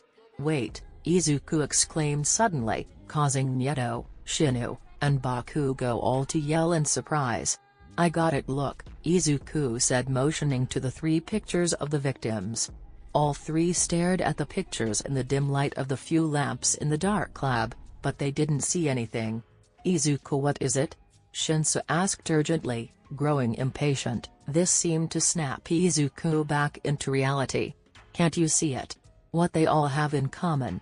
They all went to UA, they're all high-ranking pros, and they all are from wealthy families. Whoever did this was targeting them because of their family status. Look. Sure enough, Izuku was right, each one came from a renowned family, but they still were left with one unanswered question. Who did it then? Nyeto asked. Izuku smirked. I don't know who did it, but I know who the killer will go for next. So let me get this straight. You called us at 3 in the morning to get out of bed and come over here because you have a theory that someone is going to kill us. Pro-hero Endeavor questioned in annoyance. It was truly a sight to behold. Everyone was a mess, but no one looked worse than Endeavor in his own merch for nightwear. The minute the father and son walked through the automatic doors, Shoto started to fuss over the beaten greenette, and practically scolded him when he saw Izuku's black eye and cuts. Izuku didn't know what to say. He had never been scolded by a billionaire before. No, there's more to it than that. There is a serial killer on the loose and you are the most likely on his hit list given the evidence, Nyeto stated, cocking one eyebrow. And you? Where do you fit in? Shoto asked skeptically, narrowing his eyes as he looked at Bakugo. I can do what I want, half and half. I don't need you to tell me what to do. Bakugo growled. But you need somebody to. Izuku interjected snidely. Why you? Bakugo began, about to grab the greenette, but Izuku put his gun and aimed it at the blonde. Don't touch me, Izuku spat venomously, then put his gun back in the holster. The whole room was quiet, everyone sat awkwardly not knowing what to say until Izuku spoke up. All we're saying is that we can catch this guy when he comes for you. It's a pretty good trap. Shoto nodded in agreement. I give you my life then, officer, Todoroki said, winking, standing up, and taking Izuku's rough sandpaper hands in his smooth one, then giving a bow as thanks. Bakugo growled, he couldn't stand the pretty boy being so friendly with the greenette and he didn't know why. Alright, let's get the heck on with this then. Bakugo boomed, interrupting the calm moment. What do you mean we? Shinsou questioned, cocking his eyebrow. You do realize you can't stop me, right? Katsuki scoffed. "Oh, someone can, they just don't want to get fired," Izuku snapped, his hand still in Todoroki's, who by now was smirking deviously at the blonde's reaction, knowing he had hit a soft spot with the other pro. Bakugo on the other hand was pushing down the urge swelling inside of him to just explode the billionaire's hand off and beat him with it. Izuku, Shinsou, and unfortunately Bakugo sat crouched, waiting and watching for any movement in the Todoroki household. It was an all-night stakeout. Izuku was stationed in Shoto's bedroom, Shinsou by the front door and Bakugo by the back. All was still, too still for Bakugo. "Is the killer gonna show up or not?" Bakugo shouted in a whisper angrily. "Shh," Shinsou warned on the other side of the room. "Shut up. This is taking forever," Bakugo grumbled. "If you're bored, do me a favor and go jump off a cliff," Shinsou snapped back. Izuku heard nothing of the two squabbles for he was on the third floor. Todoroki was sleeping in his king-sized bed, and Izuku was holding his cocked gun in between the wall and a couch at the end of the room, aiming it upwards, and ready for anything. Shoto's bedroom was fancy yet modern. There was a lot of monotone color, along with expensive name-brand furniture, but the thing that stood out the most was the large double glass doors which led out to a balcony. Izuku finally let himself breathe as he closed his eyes, moonlight spilling into the room through the balcony doors. He just needed this moment to finally be calm and relaxed. Then as fast as lighting, the two balcony doors swung open and in stepped a tall figure with wiry arms. Though it was hard to see in the dark, Izuku could make out the figure's scraggly blue hair. Izuku slowly brought his gun down to aim it at the figure when suddenly, the figure lunged at Todoroki's bed and began to strangle the hieroglyphic male. "Freeze," Izuku shouted, shooting up from behind the designer couch. The scraggly figure froze, then turned around, revealing his face in the moonlight while Todoroki scrambled out of bed. The man had cracked dry skin which crackled when he gave an eerie smile. "Now put your hands up where I can see them," Izuku ordered harshly, taking cautious steps toward the assailant. "Hey, don't you have better things to do, blue boy?" the figure mocked, slowly moving towards Todoroki on the floor. "Stop or I'll shoot," Izuku yelled warningly. The figure just kept walking towards the billionaire until he lunged rapidly at the man and began to strangle him. Bang! Izuku shot once and got the blue-haired man in the shoulder. The man cried out in pain, then snapped his head around to face the cop. "I'll kill you," rasped the scraggly man, and then the blue-haired man leapt at Izuku's throat, causing him and the greenette to tumble onto the floor, Izuku dropping his gun. "Dang it!" Izuku growled under his breath as the two brawled. The blue-haired man put his hand around Izuku's neck and began to choke him. "You know, cop, I can just disintegrate you. Consider this painful death lucky." Izuku sputtered incoherently as he looked around the room for his gun, clawing at the man's hands that grasped his neck. When he saw it, there lying only a few feet away was his dull black gun. He had to get it. Izuku looked back to his assailant and kicked the man in the gut as hard as he could, causing the blue-haired man to grunt and let go of Izuku's neck. Izuku gasped for air as he quickly threw himself at the gun, grabbing it and cocking it in his hands as his vision grew hazy and dark. The man saw this and lunged at Izuku, who tried to dodge him, but the man tackled him and reached out his hand to turn the cop to dust. Izuku rapidly aimed the gun at the man's forehead. Bang! Izuku fired once more, his cold heart freezing over as not to feel the pain of ending this demented man's life. The blue-haired man slumped to the floor. Izuku gasped, getting to his feet. Izuku stood solemnly. His jade eyes became dull once more as he held out his hand and helped Shoto off the floor. "CO officer, thank you," Todoroki choked out in a deep voice, still holding the cop's hand. Izuku remained silent. He had managed to protect Shoto, and prevent a murder. At least his job had been done as best it could, but he would never forget this night. "Zuku," came Shinsou's loud voice as he kicked the expensively designed door open, that now had dirt and asphalt smeared all over it. Both Shinsou and Bakugo rushed through the door, Shinsou aiming his gun right in front of him, and Bakugo with small eruptions coming from his heated hands. "What happened?" Bakugo shouted angrily, then looked down at the limp body of the blue-haired man. "We caught the killer," Shinsou exclaimed. "Yes." Izuku muttered hesitantly, but something didn't feel right. "Izuku!" Shinsou called, snapping Izuku out of his thoughts. Izuku looked up at Shinsou, his dull eyes full of anger and sadness, but before he could say what was on his mind, Shoto thanked the Greenette. "Thank you, officer, for saving my life," Shoto said, taking Izuku's hand in his and giving a short bow. "It's my job, I'm a cop." Izuku responded brashly, not giving a crap after almost being choked to death. "Even so, you did it beautifully." Izuku stood there stunned at Todoroki's disregard for the dead body behind him, and was about to retort when he was, once again, interrupted. "Put a shirt on, you idiot!" Bakugo barked at Todoroki, who was standing shirtless in his shorts. "Oh, forgive me, officer." Todoroki apologized sincerely. Then the hero-chromatic male wrapped his arms around the short cop and "Thank you, officer," Shoto whispered deeply in the Greenette's ear. Izuku just blinked while Bakugo snarled ferociously, he couldn't stand the sight. Katsuki stomped over to the two then tore the billionaire off Izuku. "If you ever try that again, I swear I'll blast you all the way to hell." Bakugo growled furiously, but Izuku spoke up. "Ground Zero, I don't wish there to be any more deaths today, so take a pill and get you butt downstairs, we're going back to the station," Izuku ordered coldly. "But before we go, we're going to have to deal with them," Shinsou said, pointing out the balcony doors. There stood Toru Hagakure in all her pride, ready to tear the two officers apart. Izuku stared fully out the balcony doors and groaned.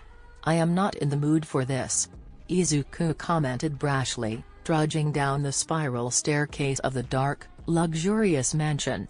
Shinsou, Bakugo, and Todoroki followed after him. "What are you gonna do, Zuku?" Shinsou questioned sternly, trying to keep up the pace with the pensive Greenette. "I'm going to shoot their cameras," Izuku answered dryly. "No," Shinsou shot back, still trying to keep up with the enraged male. The two strode out the door to be met with dozens of reporters, flashing cameras, and bombardments of questions. Izuku's face was cold and stern as he took out his gun from his holster, then holding it up to the sky he shot 3 times.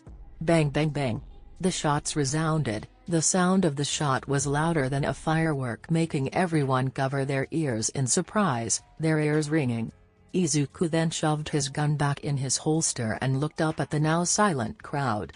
"Listen up, Hagakure, 'cause I'm only going to say this once," Izuku said sternly, standing authoritatively on the large stone steps leading to the Todoroki household.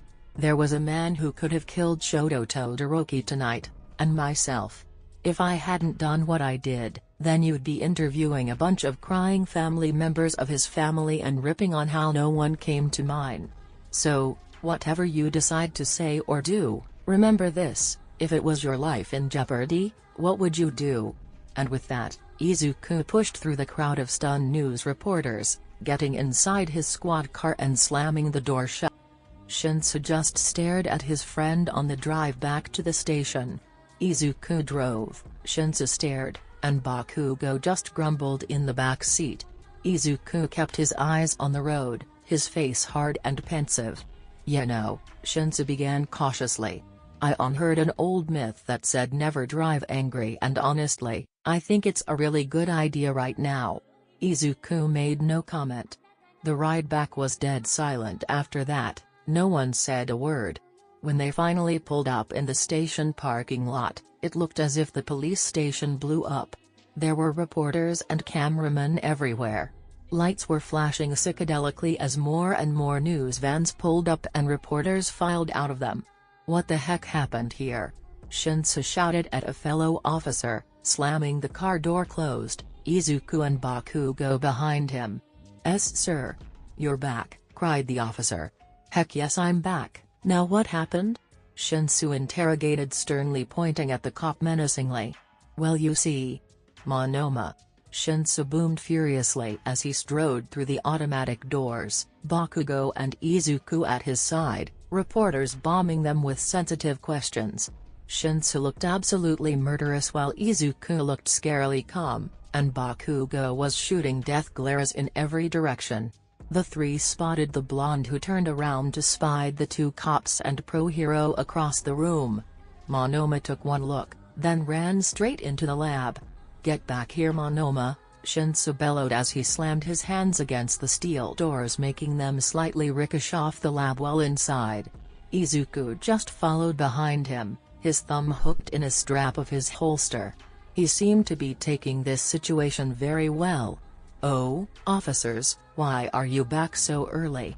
Monoma fidgeted, smiling nervously as he grabbed a few test tubes and set them on the shelf. Shinsou growled, then grabbed Monoma by the collar. "Listen, Monoma, I don't like playing games. What exactly did you tell those reporters outside?" Monoma looked down at the floor. "Well, tell him," Bakugo shouted, small explosions erupting from his hands. Nieto took one look at the explosions and stared back up at Shinsou. "I might have told them everything," Nieto said, wincing and shutting his eyes tightly, waiting for Shinsou's fist to make impact with his face, but nothing happened. Monoma opened his eyes to see Izuku holding the purple Annette's fist, which stilled inches from his face. "Shinsou, calm down." Monoma stand up like a man. Izuku calmly ordered, letting go of Shinsou's clenched fist. Both males complied. For some reason it scared everyone at how calm the greenette was. "Now Monoma, why in the blue heck did you tell?" Izuku said, raising his voice slightly. Nieto winced. Izuku was furious and Monoma knew it. I. Someone paid me," Nieto muttered to the greenette. Izuku sighed. "Who?"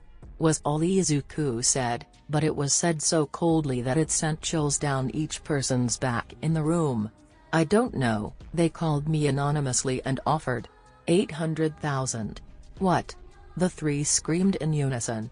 "Who the heck has money to burn like that?" Bakugo growled, his face making a shocked expression. "And who would want the murders out in the open? Who would want the press to know?" Shinsou questioned, but Izuku remained silent. Then Monoma spoke up awkwardly.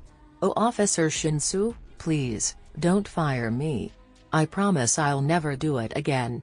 I honestly just needed the extra cash. You know how badly this job bah." "Shut up," Izuku interrupted coldly. "We don't do this for the money." Shinsou pinched the bridge of his nose. If this day wasn't going to kill him, tomorrow definitely will. "First of all, you shouldn't have done it in the first place, much less do it again, but seeing as you are our only chief forensics officer, you will be reduced to house arrest in the station," Shinsou sighed exasperatedly. Monoma's eyes lit up. "Thank you, Captain," Monoma shouted in relief, wiping a few drops of sweat from his forehead. "For 2 years." Shinsou deadpanned.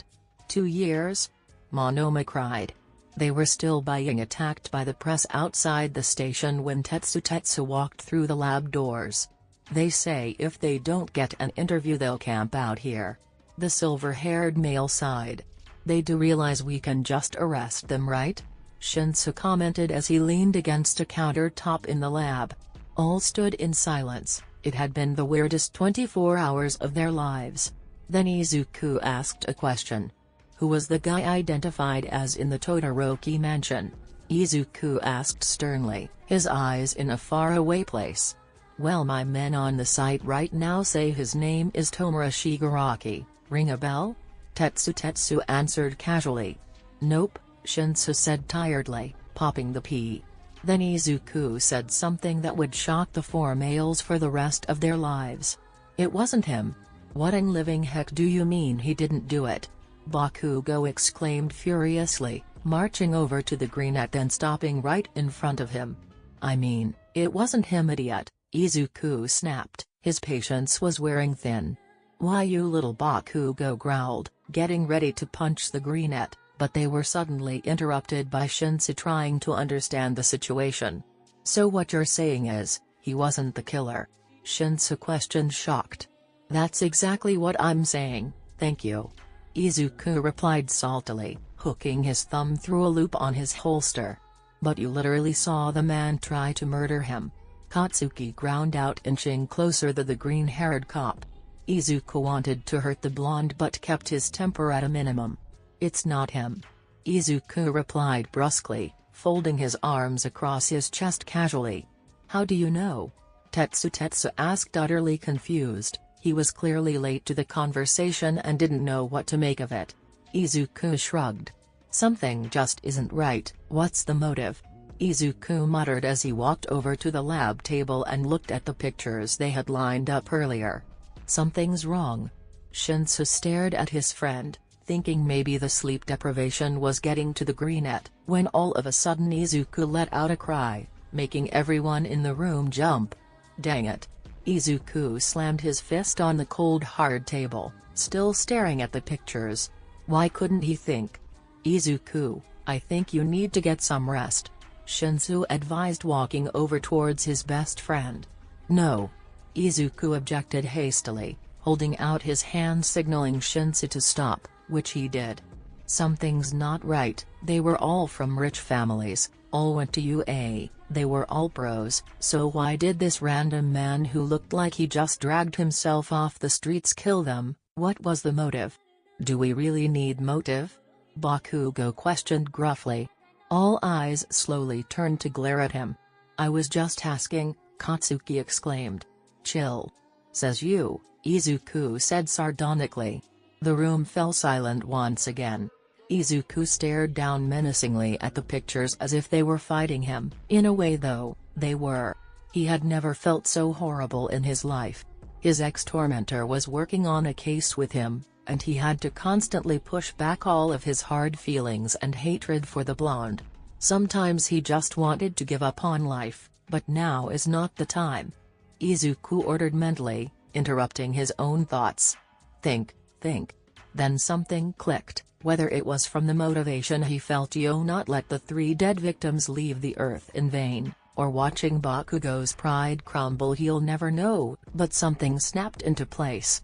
Also the burns, Shigaraki didn't burn him, that makes no sense unless, Izuku mumbled. Unless what? Everyone cried in unison. Unless, he was a decoy. Excuse me, what? Monoma questioned, thinking he hadn't heard right. It couldn't have been him. There was no burning and no blood, he didn't even use a weapon. He was going to kill him with his bare hands. Izuku pointed out, exasperated.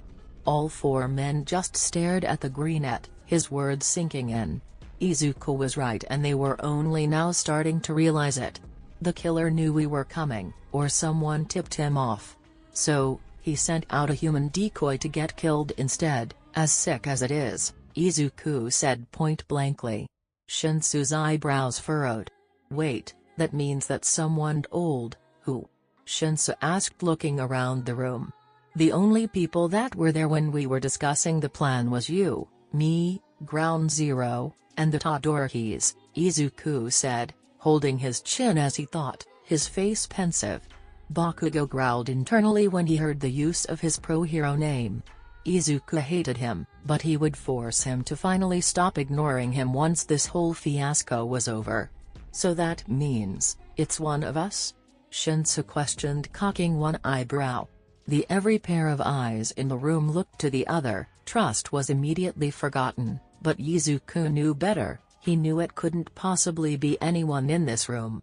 Sure, Monoma had told the press, but he knew Monoma didn't have the guts to kill any living thing. Bakugo was just a temperamental idiot with no filter. There was no motive. Shinsou? Izuku scoffed at the idea. He knew his friend was soft deep down. He knew he didn't do it, so that left. No. Izuku suddenly exclaimed, slamming his hands back down on the table, but this time with so much more vigor and rage pinned up in his eyes. What? What is it? Shinsou asked his friend, concern written all over his face. It can't be. Izuku muttered. Can't be what? Bakugo shouted, walking swiftly towards the greenette. Izuku stuttered for the first time since middle school. Zuku, what's going on? Shinsou questioned urgently. "I the one who told was pro-hero endeavor," Izuku said, looking down at the pictures of the dead victims. "What?" Shinsou practically screamed. "He's lost it." Bakugo groaned, face palming. Izuku only stared at the pictures, pieces of the puzzle coming together. "It was endeavor.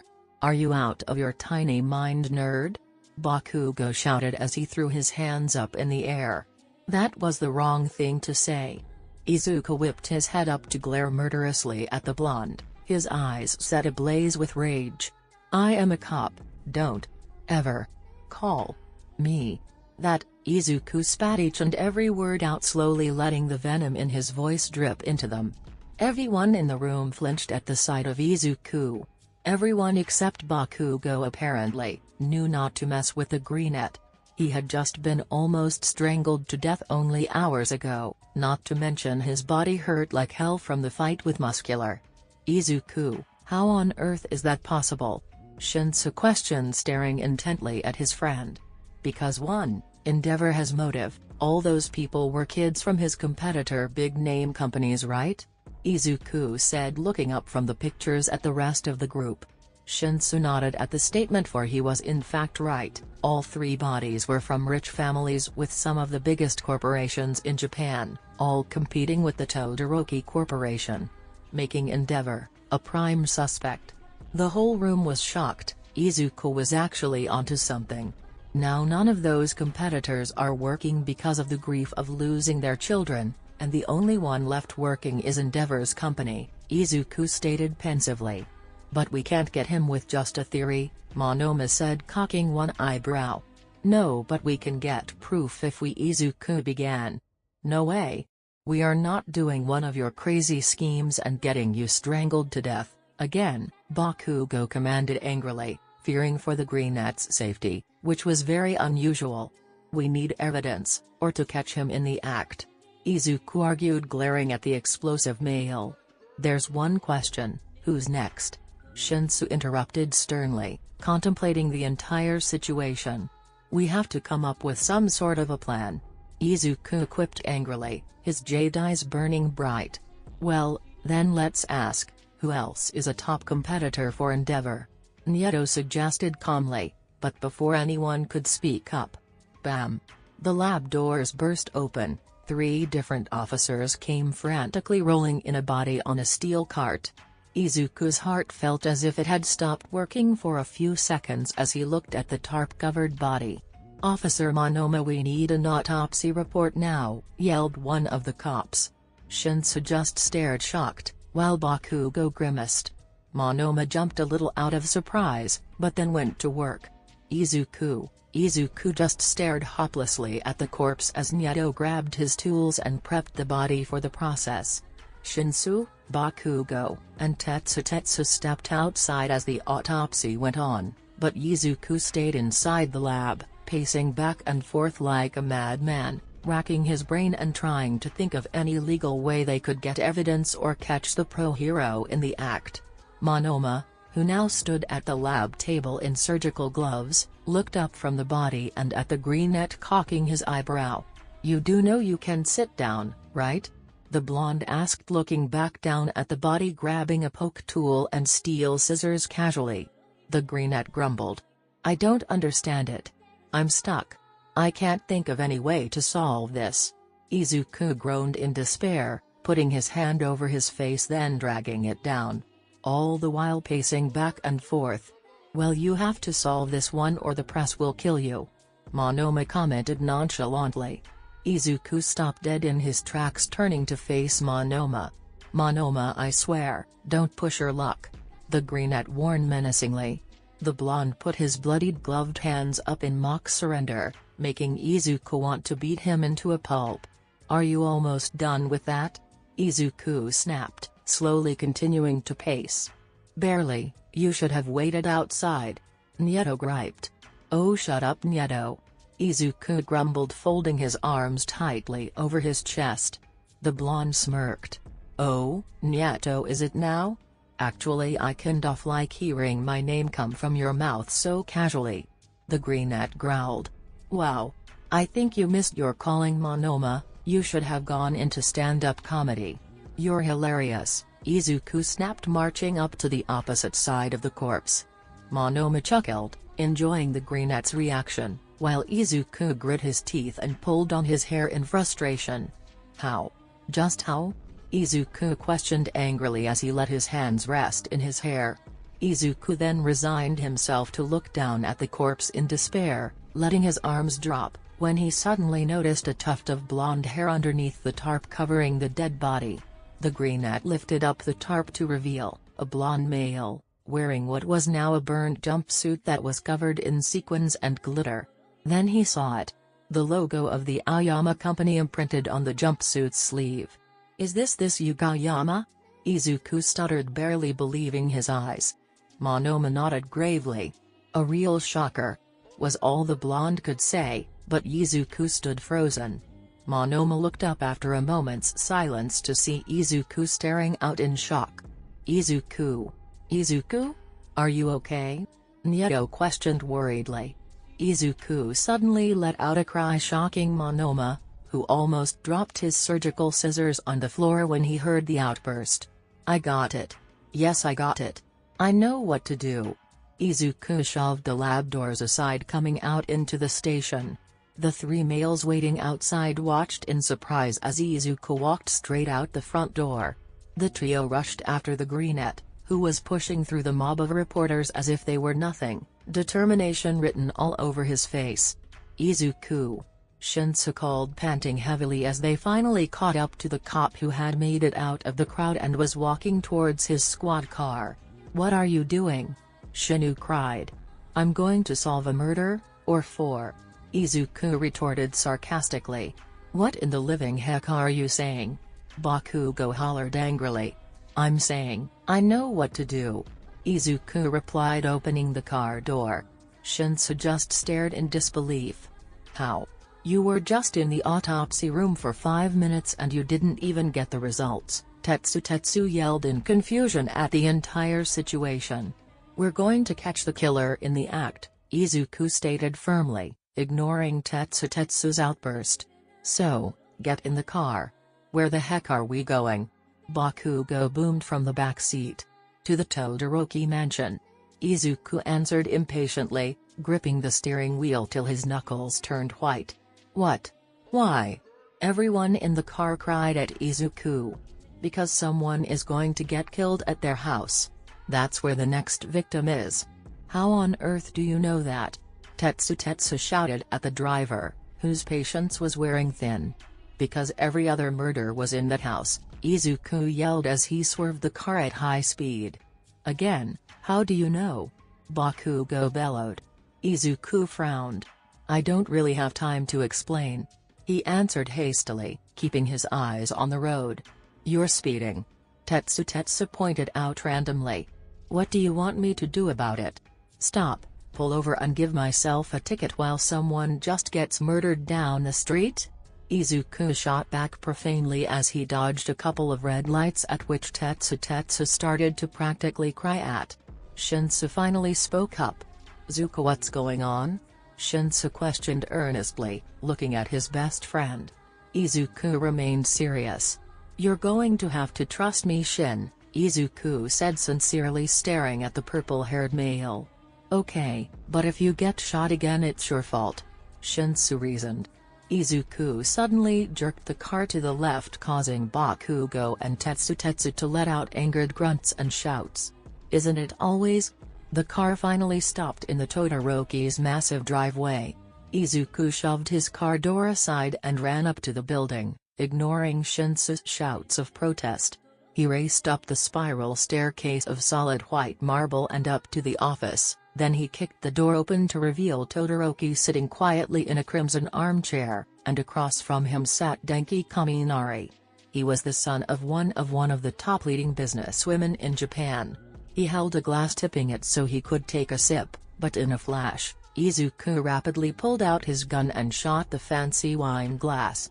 What the heck? Denki shouted as he fell out of his seat. Izuku stood frozen. He couldn't believe it. It wasn't Endeavor, he was wrong. Why, officer, it's good to see you again. but it doesn't please me that you ruined my plans, again," Todoroki remarked snidely, waving his hand about as he stood up. "No, you," Izuku managed to grind out. "All those people. For what, a fancy plaque on the wall?" Izuku boomed, aiming his gun at Shoto's head.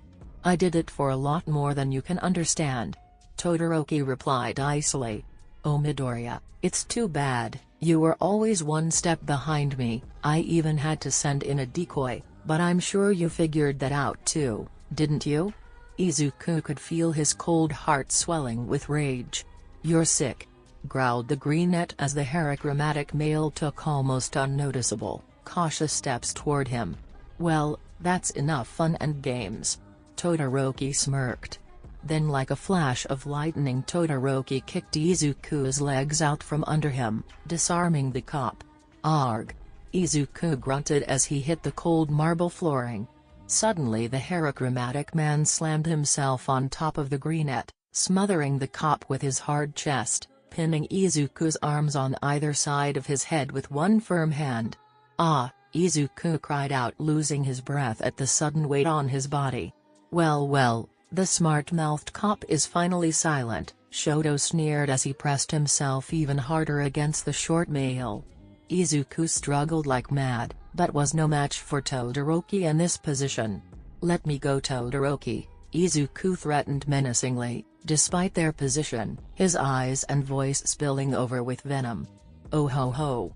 Todoroki smirked evilly. "Aren't you just the feisty one? Whatever happened to Shoto? I kind of liked it when you said my name so loosely." Todoroki then caressed Izuku's rough cheek. "Oh officer, I'm sorry it had to end this way for you, but don't worry, your friends will join you very soon." Todoroki activated his quirk, letting his one hand burn brightly, the flames dancing beautifully around his fingers, yet it was so deadly. "Don't worry, you'll look just like my other victims," Todoroki chuckled darkly as his flames burned brighter and larger, ready to melt off Izuku's flesh. Inching closer and closer and closer. "Freeze. Or I'll shoot, you piece of crap," growled a furious Bakugo who stood in the doorway, Izuku's gun in hand, holding it backwards. Izuku would have face-palmed if he wasn't being pinned to the ground. He was a pro hero and didn't even know how to hold a gun? Shoto would have laughed if he wasn't utterly annoyed by the blonde's presence. "What are you going to do, huh?" Todoroki replied tauntingly. "I'll kill you. I swear I'll kill you no matter how long it takes. I will kill you if you hurt him." Katsuki growled murderously, fixing the position of the gun in his hands. Todoroki just stared up at the blonde in confusion, when Izuku suddenly headbutted Todoroki as hard as he possibly could, making the delivery with a loud crack. Neither knew whose skull had been fractured, but Izuku knew he had probably broke his nose again. Shoto slumped off of Izuku, holding his head in agony. Izuku stumbled up and grabbed his gun from Bakugo.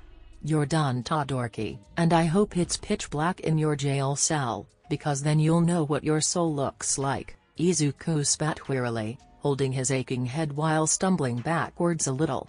Todoroki now lay half-conscious on the ground. "You're no angel either, officer," Todoroki sneered weakly. "No, I'm not, but at least I'm not a monster," Izuku retorted tiredly as Shinsou barged into the room, gun aimed in front of him, suddenly registering the situation. Shinsou grabbed his handcuffs from his duty belt and sat on top of Shoto, pinning him down. He snapped the quirk deactivation handcuffs shut as tight as he could make it. "You're under arrest for the premeditated murder of Momoyaozu, Saro Hinata, Yugaoyama, and Itatenya. You have the right to remain silent."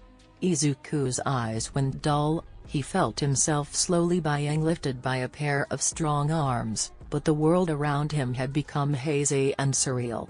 He could no longer process anything but the names of the 4 victims as he prayed for their souls to rest in peace. Then the world went black.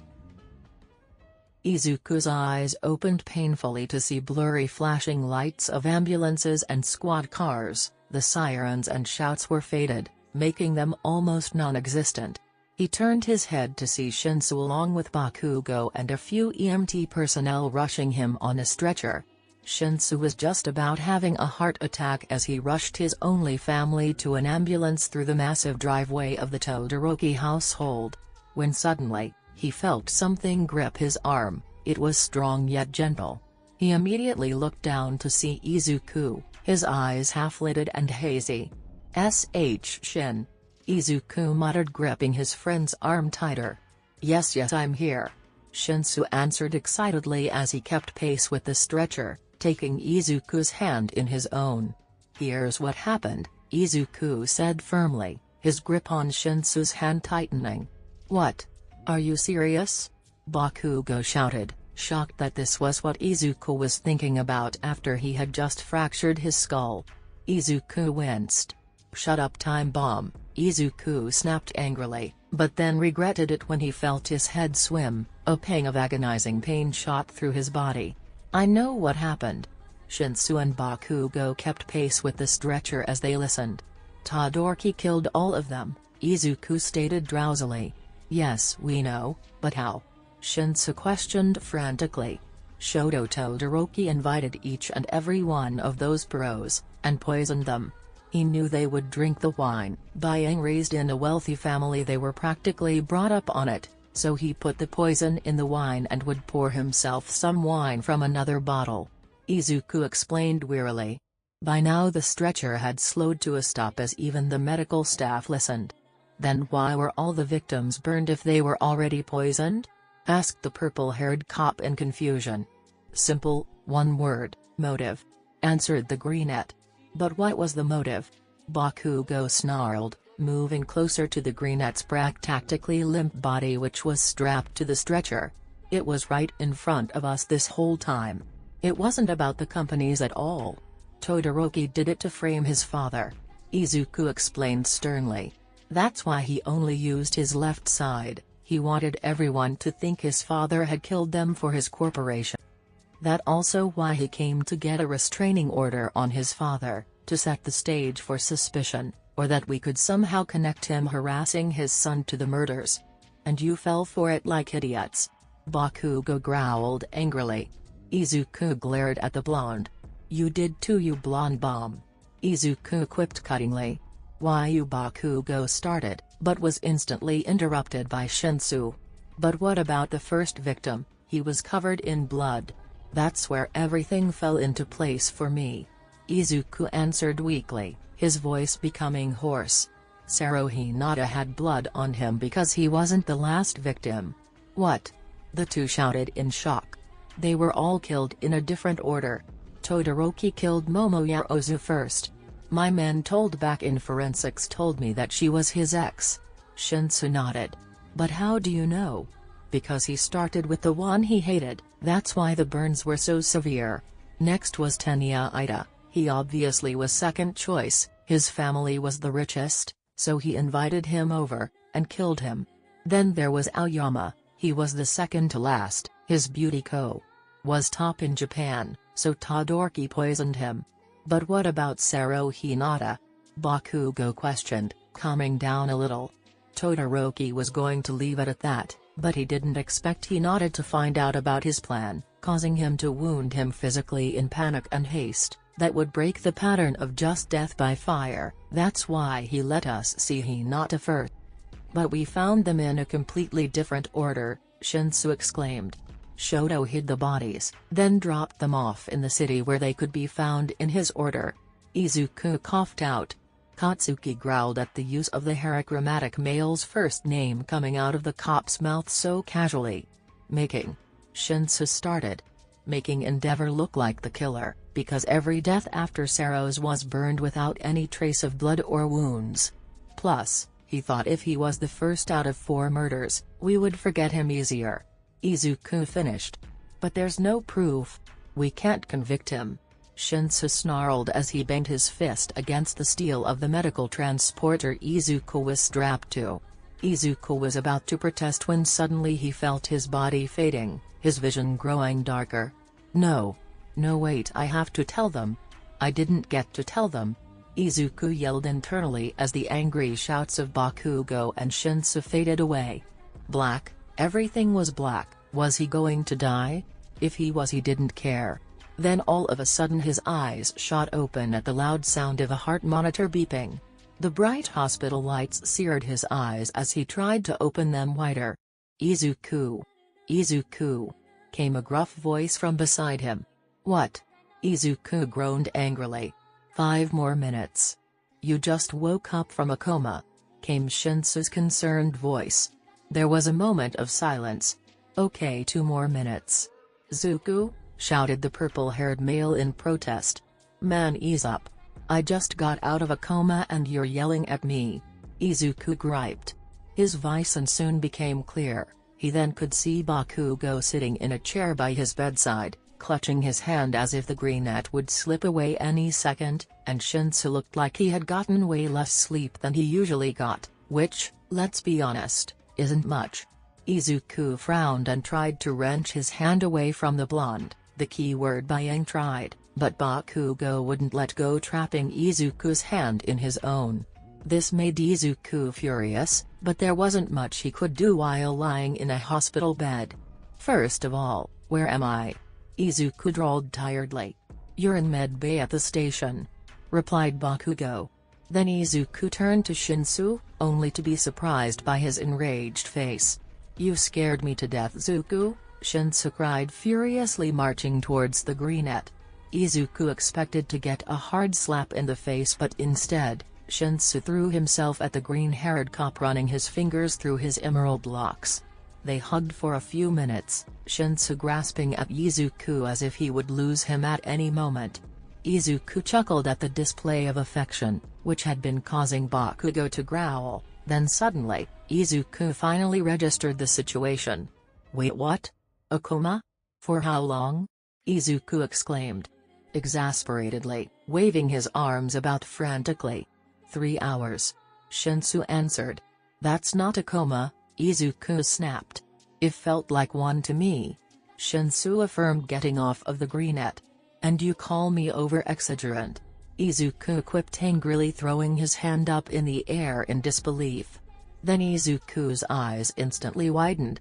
"Todoroki, did you?" Izuku began. "No, we have nothing on him, and the witness, Denki Kaminari, is too afraid to testify," Shinsou replied slowly. "No," Izuku shouted, making the two males jump. Izuku then threw off the stiff white covers, and began to try and stand up. "What the heck are you doing, Zuku?" Shinsou practically shrieked as he threw himself at the greenette, holding him down. "I'm going to Monoma. We need to get Shoto jailed," Izuku shouted profanely. "No way. You are not getting out of that bed. You need to rest," Shinsou ordered angrily, pinning the cop down. "If you so much as set foot out of that bed, I'll kill you," Bakugo growled. "Just get Monoma in here," Izuku cried in indignation. "Fine, Bakugo, watch him." And with that, Shinsou strode out the door and went to retrieve Monoma from the lab. The two were left alone. It was awkward to say the least. Silence filled the room. Izuku sat disgruntled, arms folded tightly against his chest. This lasted for a few minutes. "You know they said you fractured your skull, right?" began Bakugo cautiously. Izuku sighed, knowing that ignoring him would do nothing. "Well, yeah, I kinda felt it," Izuku deadpanned as he faced the blonde. "Listen, Deku, But before any more words could be spoken, Shinsou barged into the room with Monoma behind him. "Nieto," Izuku cried excitedly. My, someone's excited to see me." Monoma smirked. "Not now, Monoma," Izuku yelled angrily at the blonde, making Monoma stumble backwards in surprise. "Quick, is the crime scene untouched?" Izuku asked frantically. "Yes," Shinsou answered, but it came out as more of a question. "Quick! We need to go back there. The evidence is there," Izuku hollered as he tried to get out of bed once again. "Oh no you don't," Bakugo growled, grabbing the greenette. "Let me go, you glorified toaster," Izuku cried ferociously, shoving the blonde. "You can go on one condition. If you allow someone to help you," Shinsou ordered, causing Izuku to grimace. "Fine. But you help me," Izuku demanded. The four were gathered in the office room of the Todoroki mansion where it all happened. Izuku leaning most of his weight on Shinsou while gripping the purple Inet's shoulder for support. "So where's the evidence? We're sunk. How can we prove anything?" Bakugo snarled, folding his hands tightly across his chest. Izuku hobbled over to the armchair with the help of Shinsou, then picked up a large shard of the broken glass from the cup of poison that lay on the floor. With this, Izuku smirked, holding up the piece of glass for everyone to see. "There's got to be traces of it left. Monoma, do you think that poison dissolves?" Izuku questioned. "On the contrary, dear officer, amatoxin stays on any surface, no matter how many times you wipe it off, or in this case, how many times you shoot it," Monoma answered dryly. "Is that enough?" Bakugo asked cluelessly. "Only if we can get the results in 15 minutes, Shinsou shouted in shock. "Otherwise we have to let him go. It's the law. We won't make it." Bakugo snarled. "Well, aren't you just a ray of sunshine?" Izuku remarked sarcastically. "We're going to make it because I'm driving." Both Shinsou and Bakugo exchanged nervous looks with each other, while Monoma stood confused. "What the heck is wrong with you?" Monoma screamed as Izuku crashed into someone's garbage can. "Do you just want a murderer to walk free and kill again?" Izuku shouted angrily as he swerved into the station parking lot. All three males fell out of the car and unceremoniously ran into the department. They burst through the lab doors, hopeful evidence in hand, then watched the time tick away as Monoma worked. "Can't you go any faster?" Bakugo boomed as he paced back and forth. Shinsou kept glancing at his watch and Izuku ran his fingers through his hair, letting a groan escape him. "If I go any faster I might end up breaking it," Monoma shouted angrily as he continued to extract the poison. "Shut up both of you. Time's almost up. Hurry," Shinsou yelled anxiously, keeping his eyes trained on his watch. "No, this can't be it. No, it just can't be, dang it," Izuku thought agonizingly as he stared up at the clock. "Is this it?" The hour hand on the clock was just about to snap onto the last line, signifying 15 minutes, when like a miracle sent from heaven. "Finished," Monoma shouted nervously as he put his tools down and grabbed the result papers. "Hurry, we need to get to the interrogation room, they're about to let him go," Izuku ordered harshly. "But we don't know the results," Monoma yelled anxiously as he followed Izuku, who was marching out the doors. Shinsou and Bakugo followed behind him. "Well, we're just going to have to hope it's a positive," Izuku shot back brashly. But what if Monoma started but was instantly interrupted? Then we're all fired for breaking into the interrogation room while an investigation is going on, Izuku drawled sardonically. The four males rushed down the halls and burst through the door to the interrogation room to find Todoroki sitting in a chair wearing dull steel handcuffs, while Tetsu stood across from him on the other side of a table. "What on earth is wrong with you? Do you know you can get fired for this?" Tetsu shouted as he made his way over to release Todoroki from his handcuffs. "Stop," everyone cried in unison at the silver-haired cop. Tetsu stared at them, thinking they had lost their minds. "No. You can't let him go. We have the results from the cup you used to poison every victim," Izuku growled, but cringed, praying and hoping the results were positive. "What?" Tetsu shouted in shock. "Monoma," Izuku called confidently as he stood confidently in front of Tetsu. Nieto walked up nervously and unfolded the piece of paper slowly. The room fell silent. You could feel the tension, then all of a sudden. "Positive," Izuku cried. "Positive," Shinsou exclaimed excitedly, slinging a shoulder over Monoma as he read the big word in red ink. "Heck yeah, positive, you piece of crap," Bakugo growled enthusiastically in Shoto's face, slamming his fist on the table, right in front of the hierogrammatic male, who shifted backwards in his seat in surprise. "We did it," Shinsou muttered, barely above a whisper. "We solved the case. Goodbye Shoto Todoroki," Izuku drawled confidently, hooking his thumb in his holster. I hope being in jail can make you feel at least half as bad as the heroes you killed did. Todoroki growled as he glared murderously up at the greenette. One day Mydoria, I'll come back and send you to your grave Mydoria, Todoroki threatened menacingly. Izuku's face remained annoyed and confident. Well, until that day Shodo Todoroki, you dug your own grave. Izuku replied sardonically. Then Tetsu pulled Shodo roughly up from the chair and escorted him out the interrogation room. Todoroki took one last look at the tired greenette then was dragged off. Izuku was exhausted as he walked out of the room, Shinsou helping him. Hey, I thought we'd fail, Izuku chuckled softly. Then all of a sudden, a fellow officer came up to the two. Captain, we need you in containment room B. Oh, okay. Shinsou answered sternly, then looked at Bakugo who was standing solemnly with his arms folded across his chest. Here, take him. Shinsou ordered, putting Izuku's arm around Bakugo's waist, then took off. Hey, Izuku shouted angrily at the fleeing purple net, then he fell silent. It was more awkward than you could ever imagine as the two stood uncomfortably, Izuku's weight supported by Bakugo's strong, muscular body. The two stayed completely silent as other cops and surrounding personnel walked past them. Take me outside. Izuku finally spoke up. Bakugo growled, but complied. Once they were outside, in the sunlight Katsuki suddenly glowered at the greenette, but Izuku acted indifferently.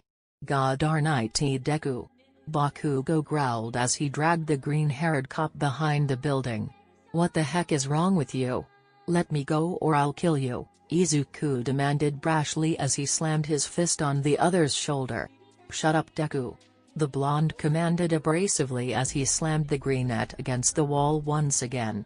No, you glorified Pomeranian. Izuku drawled as his wrists were pinned to the wall roughly. I said shut up, Izuku, Bakugo whispered huskily, causing Izuku to cease all movement. He stared up at the blonde in disbelief. This hurt Bakugo greatly. He looked so shocked that I said his name. Did I always call him Deku? Katsuki was snapped out of his thoughts when he heard the greenette shoot back. I don't care whether you say my actual name or not, Izuku lied, glaring piercingly into the ruby-red eyes of his tormentor. But I will never act as if I know you, because honestly, I don't, and I don't want to. So leave me alone Ground Zero. Your work is done here. Izuku's voice was scarily calm as he explained his disdain for the blonde, but his heart and mind felt like they had fallen into a million pieces. Bakugo was shocked. He thought he could get the greenette to ease up to him a little, but no. He realized he had made a grave mistake all those years ago. Izuku, listen, about back then, I didn't really hurt you that bad. In fact you should be thankful I didn't kill you, Katsuki said, leaning closer to the greenette's face, but before he could say any more, Izuku kicked him in the shin, sending the blonde to the ground on his knees, whipping out his gun in a flash, then he aimed it at Katsuki's forehead. You didn't really hurt me that much? What the heck is wrong with you? I should be thankful you didn't kill me? How in the living heck are you a hero in any way? How? You have no idea how I died every day of my life to get where I am today, and I passed that test at UA, but they didn't want me. They said it would be better if I was some average cop. So, you can just go back to your pro-life Bakugo Katsuki and leave me alone. I already have insomnia and nightmares from you. Every night in my dreams you do kill me. So get the heck out of my life, Izuku spat harshly, his dark circles under his eyes making his jade orbs glow brighter against their dull color. Bakugo was speechless. Then all of a sudden, Izuku's radio crackled. Lieutenant. Quick sir, we need you on site. A drunkard with a powerful quirk is wreaking havoc in the city.